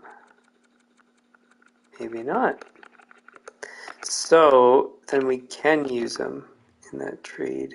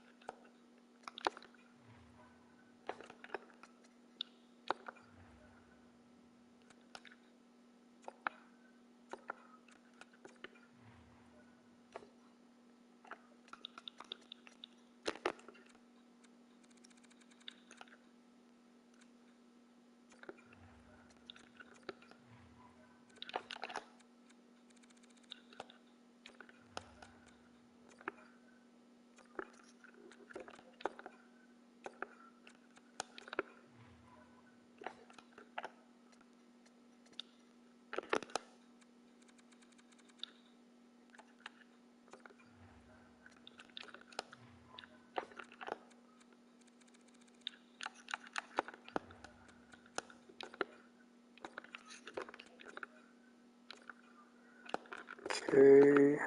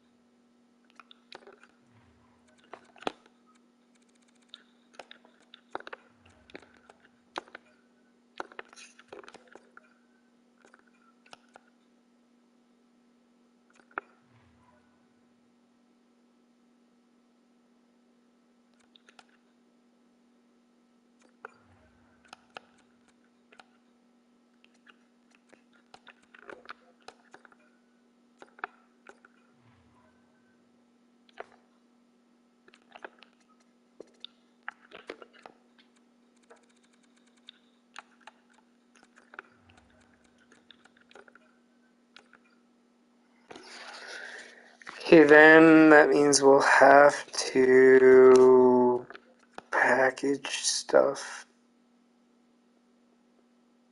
to get something good.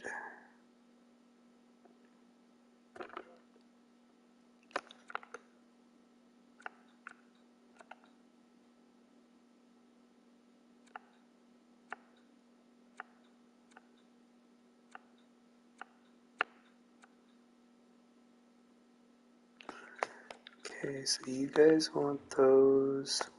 you have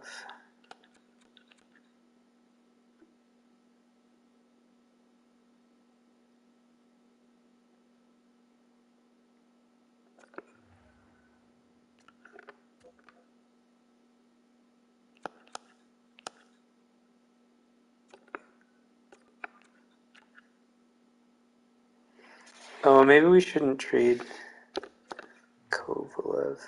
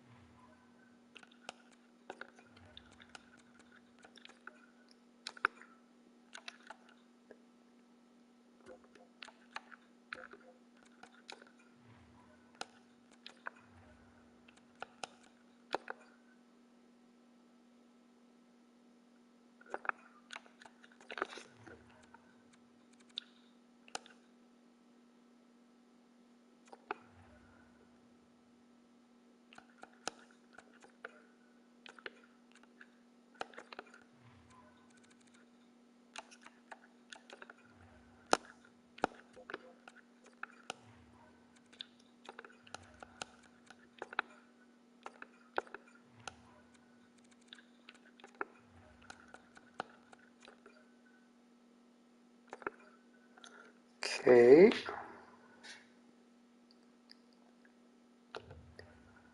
Now let's have a look.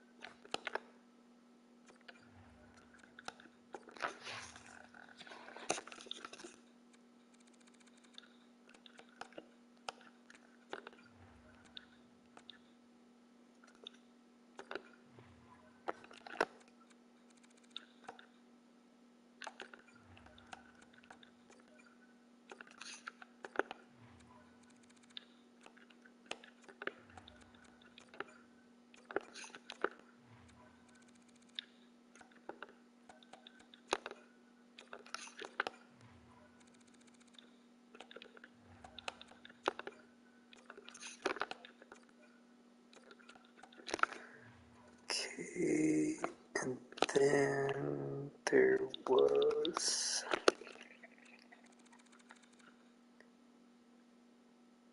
only Kovalev.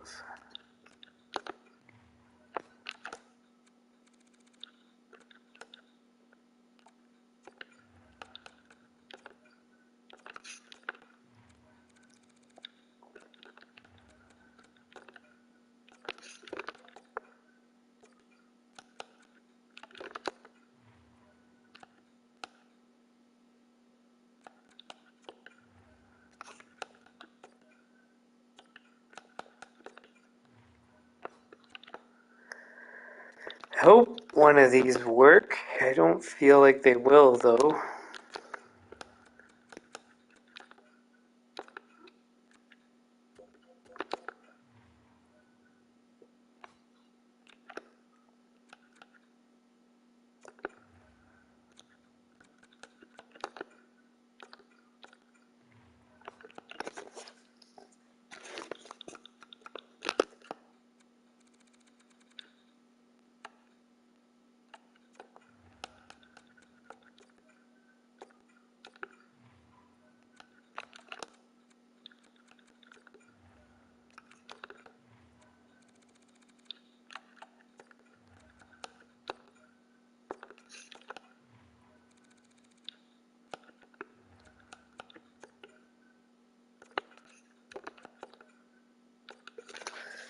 Okay, then let's try something else. So we'll have to package something again here somewhere else.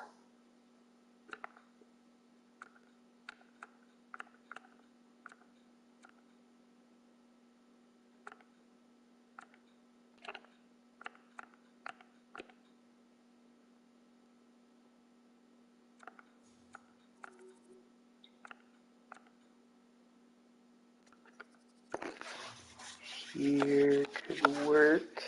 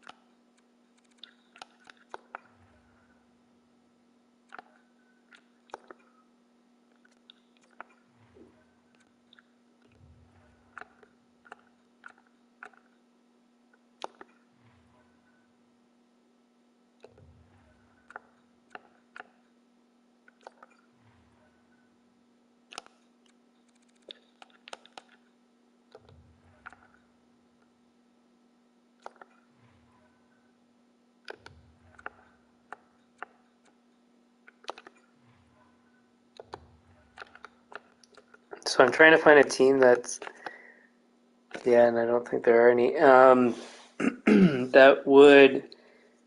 that have their second pick in the red, but it doesn't look like it, so next best is one with black, but lower trade value.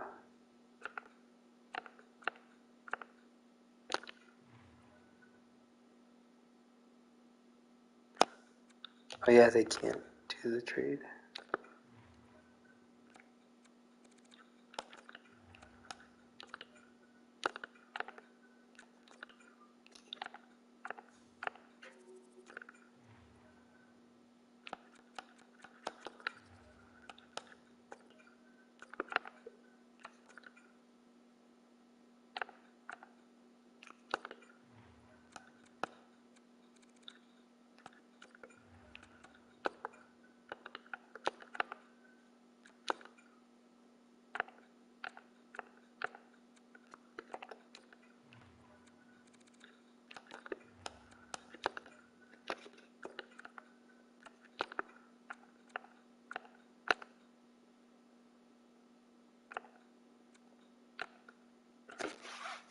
So no dice. How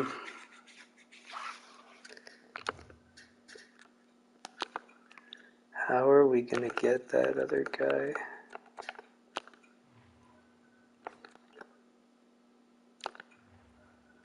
Do we use one of our firsts?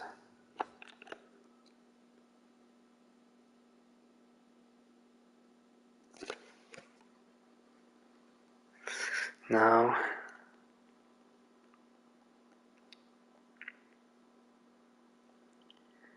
Do we need that player?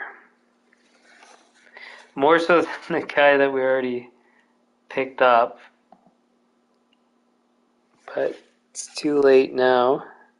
Oh, but this guy, I guess the difference was he was a power forward. And the other guy's a playmaker. Where is he? Which is something we actually would prefer. So it looks as though that's the most we're going to be able to do at this moment. Maybe at some point during the season as we build our assets back, we can get that guy. But he's probably going to get played in the NHL. We don't want that. But do we even need him is the other story.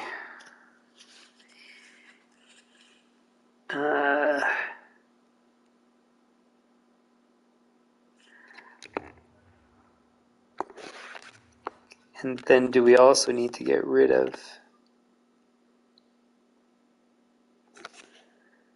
Hold on.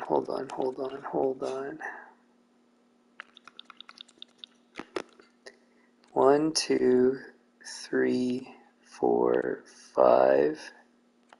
Going to junior, I think. 6, 7.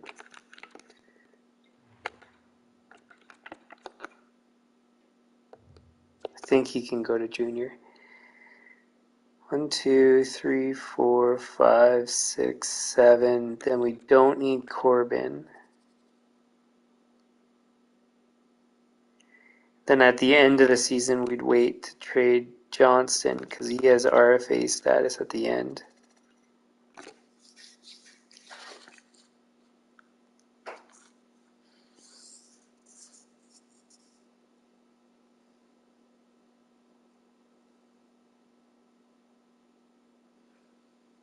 And then if that's the case, though, then I can trade Corbin. And then I could maybe still get that player. Let's hold up. Let's try...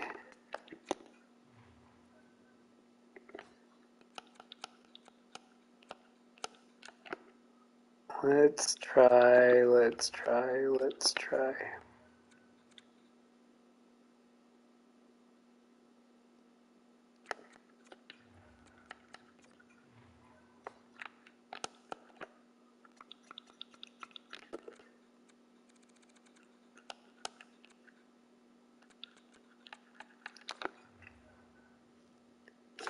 Because the Corbin guys were kind of replaceable. I was going to say replaceable, but it's more kind of replaceable.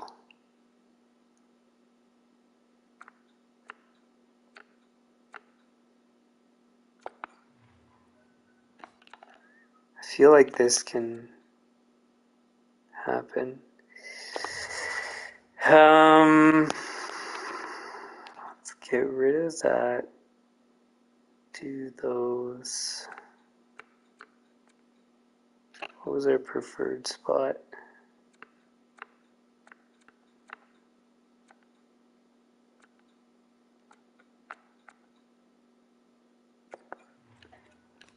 Islanders.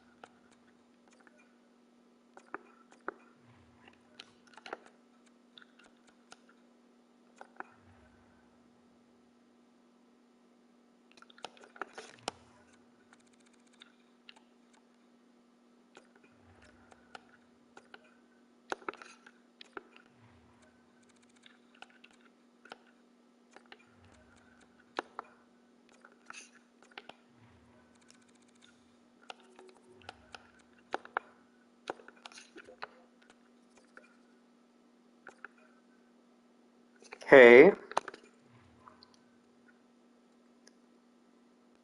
Now we have this. I still don't feel like it's going to go through, but consolidating the assets anyways is not a bad thing.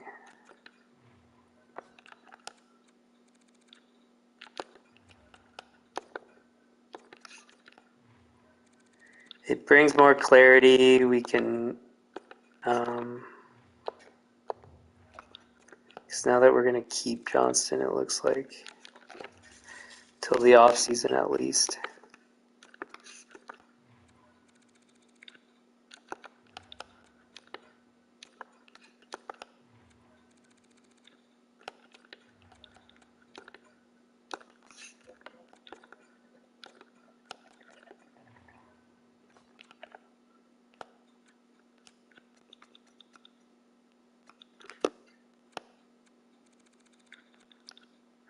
Yeah, we had nothing else to trade.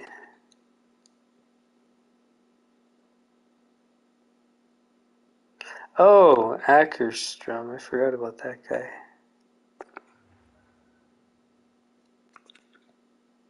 This might actually go through.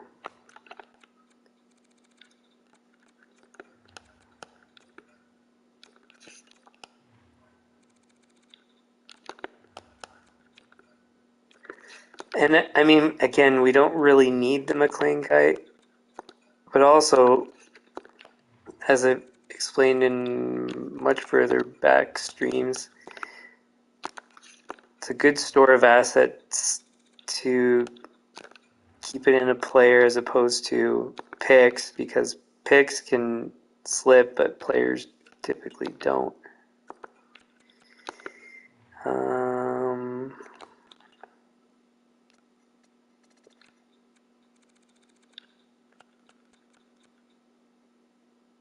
We still have Johnson that we could theoretically trade. 2, 3, 4, 5, 6, 2. No, BSG, and thanks again for tuning in. I only stim through it, so I play Be a Pro for games. I only sim franchise mode.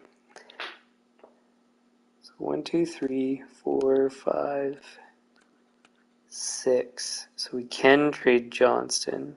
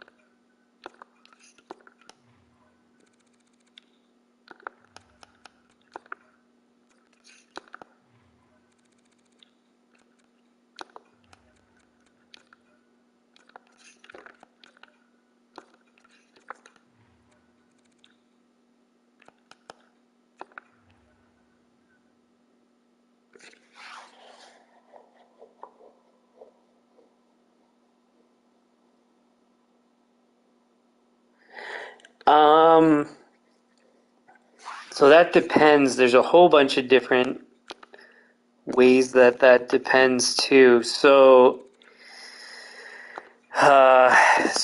first thing, it depends on your strategy. So I play. Well, actually, if you can hold up, as long as you have a couple minutes, I can give you a better description by going elsewhere. So just let me try to get this trade, and then I'll show you stuff. So just bear with me here.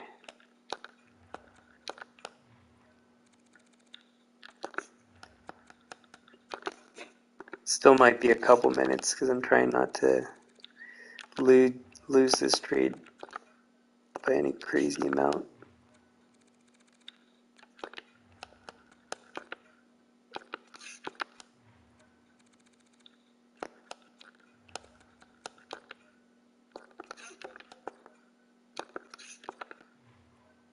This might not actually go through, which would be crazy. If I have to give up all that and I still can't get this player, that would be really crazy.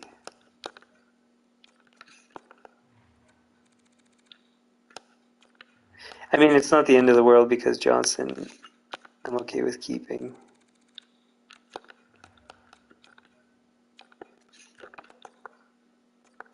Okay, well that tells me that it wasn't meant to be. Okay, so yeah, there's a bunch of different things. Because, well, there's a whole... I can almost do a full stream answering that question. So first thing you need to figure out is what style of coaching you're doing. So I prioritize scoring, and then so the scheme, you want to have a player. So all the players that you try to bring into the team, you want them to match the coach as much as you possibly can. So some of these they don't, but the players are so good that I want them anyways. And they can still perform. Like Martin still does really good, and Brendan Moore still does really good. But anyways, so ideally they fit with the coach. And then in terms of the skills themselves, give me one sec. Let's find a guy.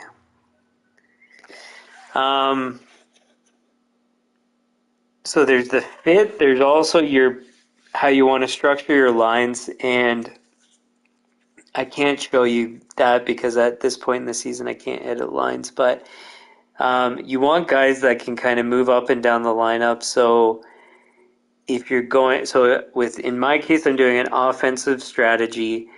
You pretty much need to have a sniper and a playmaker on every line, and then the third guy is not all that critical, but you want a mix of guys that can replace guys. So if, for example, if on your line one it's playmaker, sniper, playmaker, then maybe on line two it's playmaker, sniper, sniper.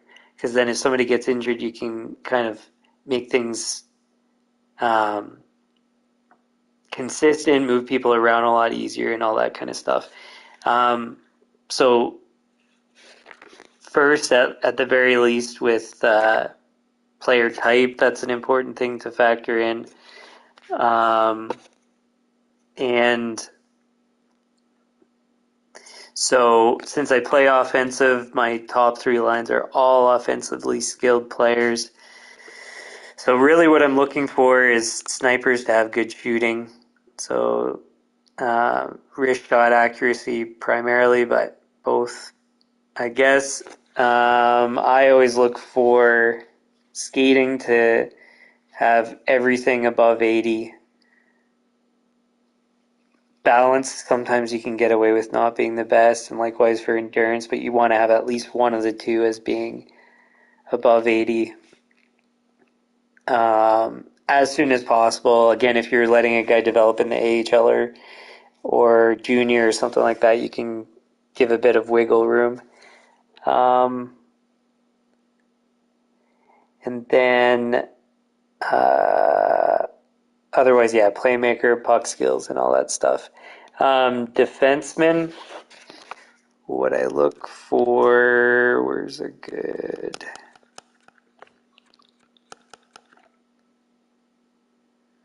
So some of my young guys that are coming up, so I never ever have a defensive defenseman because I want point production. So two-way defender can usually get point production, offensive can get point production. So we've got on our team a stellar offensive guy. Like if you look at his puck skills, they're crazy. And he's producing basically a point per game as a defenseman of recent years since he came over. So he's kind of developed into a high-producing defenseman. Got him randomly for dirt cheap. you can see from his contract. So, but anyways, so younger guys. Oops, that's not what I was looking for. Same thing, balance, endurance. But for defensemen, I would think you'd want to have both at 80 or above because you want to have a guy with good balance and endurance as a defenseman. Balance because of puck battles, endurance because they're going to be playing more. Puck skills, 80s. Shooting, I don't care that much. And I don't really look at the rest, to be honest. Everything else is not all that critical to me. So I just want to make sure that they can skate, they can move the puck, and then the rest is kind of gravy. So it's more player type. So most of the stuff that I look at is all player type based, less about necessarily ratings. So pretty much across the board, forwards, defense, I try to find everything 80 or above. In skating, for both of them, puck skills for forwards and shooting always above 80. And then defensemen, that's basically, like, I don't really look for anything other than player type in skating for the most part. The rest kind of typically falls in to being within normal if those are good. So, yeah. So I hope that answers your questions there. And otherwise, on that note, I've done this stuff that I wanted to start with. Where are we at for goalies?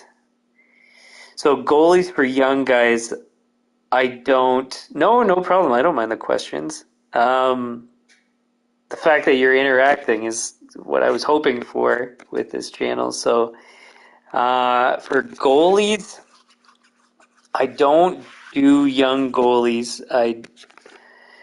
Because I don't know if you've heard my strategy. So I do 3 goalies and I rotate through based on performance. So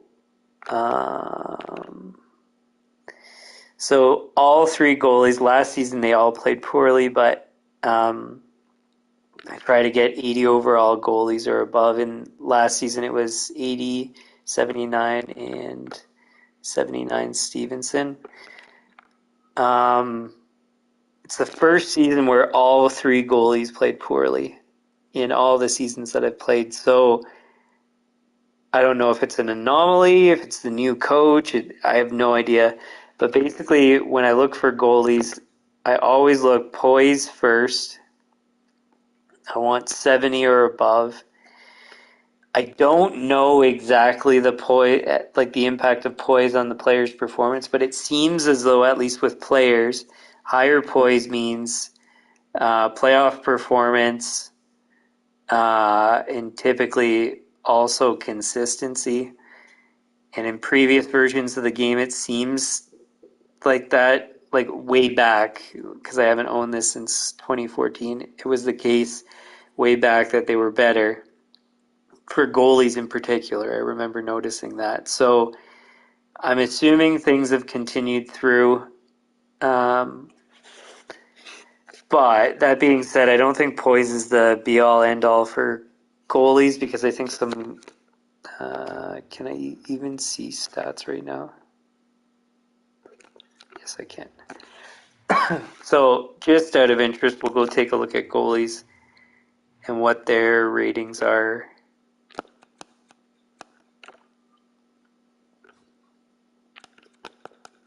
For the top performing goalies. So, how do we want to filter this? I guess by wins. But look, all these goalies didn't even play that great last season. So maybe it was just our league. Nobody's Like, look at all those save percentages. They're like very mediocre. So I guess the best is like 912. 82 poise. Let's go. Whoops. Let's go down to this guy. 81 poise.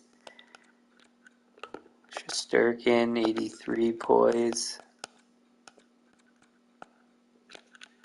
911. 81 poise. So we took a look at the highest save percentages. So this is just based on gut and instinct and stuff. So I don't actually, I've never checked these. So far, I've actually been proven right. 86, so not as quite as good of a save percentage, but still had good poise. 83, still had good poise. 82. So all the top goalies, now you see like a 75 in there. 82. So this guy theoretically would be lower, but he isn't. So with a bad team, win-loss would indicate probably. Like you don't see anybody with a 60 poise. Like we haven't seen any 60 poises so far. None of them.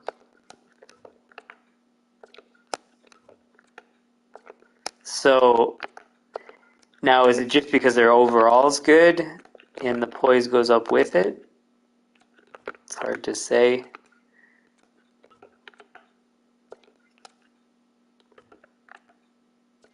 That's one of my guys. So that's the first one we've seen in the 60s, and he's all the way down in whatever position.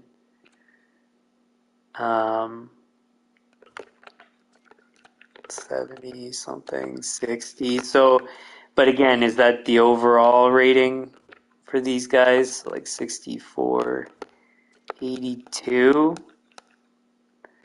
I don't know. So it's hard to say. I don't know if poise is a major thing, but it feels like it would be. Like this goal is an 85, but his poise is lower comparatively with the rest of the guys, and he's way lower in all games played and all that kind of stuff. I don't know. So goalies are a tough one. I just look for poise, and then as long as the rest of the stats are all preferably, again, 80 or above, then I don't care about puck playing or anything like that. It's probably easier if I pull up a goalie to show. So reflexes, everything in that column, I try to look for 80 or above. Athletic, 80 or above. And then puck control, I really don't care too much about. Poke check, don't care. Puck playing frequency, don't care. Rebound control is important. Recover is important. Passing, don't care. So, anyways, hopefully that answers your question for goalies. Serial, what did you see there? Specific strategy when it comes to early game and late game rebuilds. I never have rebuilds late. Well, this is the only franchise mode that I've played since NHL 14, and I mean I've done well, so whatever I'm doing is working. But I've never tried a late rebuild, and I've structured it like you can see, and my team is just ridiculously good. And I'm 15 seasons in. Like, look at the trade value of my guys. There's no team that's anywhere close. And potential, too. So, franchise guy, all elites. Like, all the way down here is when I start to have bad players. Or, well, low trade value. And then you compare me to any other team. Like, it's not even close. Nobody's anywhere close. So there's no such thing as rebuilding as far as I'm concerned. As long as you manage your players well, never sign a contract that's too big. If a guy wants a contract that's too big, trade him. Then keep getting young guys, and then keep finding guys that you can sign for good contracts. And if you can't sign guys to good contracts, you can also potentially find them on other teams that have signed to good contracts. So Brandon Moore, I found, he was with Edmonton. They signed him at a very good contract for the quality of player. So I traded for him. Misa, good contract. He was signed in Detroit. Traded for him. Awesome player. Throughout fall, he managed to sign at this contract with me with how good of a player he is, which is ridiculous. Look at how good he's done since we got him. And he signed at that extension. I forget how many years it was, but I think it was like 6 years or 5 years. Anyways, so everything, there's never any reason to rebuild. It's only at the beginning where you trade to find players that you like, and then you slowly build up your assets like I did. And the best way to do that is never, ever, ever sign bad contracts. What good contracts are, I mean, that's where you kind of, that's a bit of an art. You need to know what the market kind of good pricing is. So basically, I try to keep things around 10 million for good players, but with inflation in the game, eventually I'll accept 11 million, 12 million. But that's going to be towards the end of the game. Before that, only star players make 8 to 10, 11 million.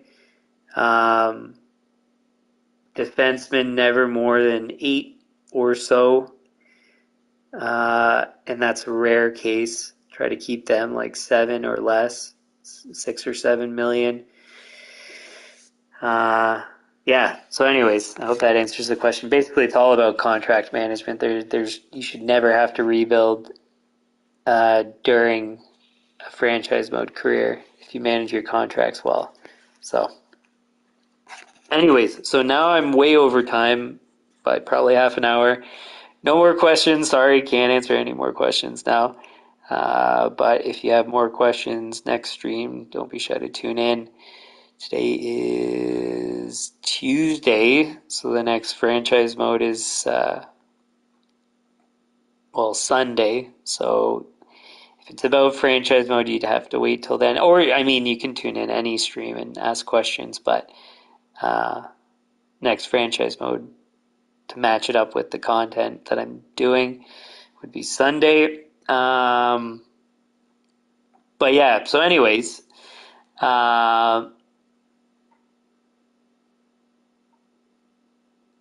yeah. If you like the stream, hit the like button, share with your friends, subscribe, turn on notifications. The channel homepage has upcoming streams on regular NHL content, so that's another opportunity that you could ask questions. Doesn't have to be about. So that's a recap of the week, which again, that might get postponed till the following week if there's not enough news stories, and then we'll combine 2 weeks together. But that would be an opportunity, even though it's about real life NHL, you can always come in and talk about franchise mode or whatever. So yeah, that's on Friday. I forget what time, but it's on the channel homepage in your time zone. For things I can't schedule ahead of time, like franchise mode, that schedule's in the About section of the channel. Sunday, Monday, Tuesday, 10 p.m. Eastern. Be a pros whenever I have time or feel like it. Any comments, leave them in the comments. Suggestions likewise, and we'll see you guys. Well, next one that I'm supposed to do is Friday. Hopefully I can get something in between now and then, but I'm pretty busy with normal life, work, all that kind of stuff. So, yeah, so I don't know if I'll be able to get another stream in, but hopefully at some point maybe I can, which would be a pro if I do have time. Thanks, Serial. Merry Christmas to you too. I don't really celebrate holidays in general, but uh, yeah, Merry Christmas. Um, yeah. So see you guys. Well, when is I might even be streaming on Christmas. It shows how much I don't pay attention. Yeah, so I'll be doing franchise mode on Christmas Day because I just maintain my schedule anyways. I don't have anything going on Christmas, so um, cool. So thanks to everybody that tuned in, BSG Serial for interacting, asking questions, and well, showing up. So thanks for that. And we'll see you guys Friday at the latest, but maybe a day in between if I have time to play Be a Pro. Okay, bye.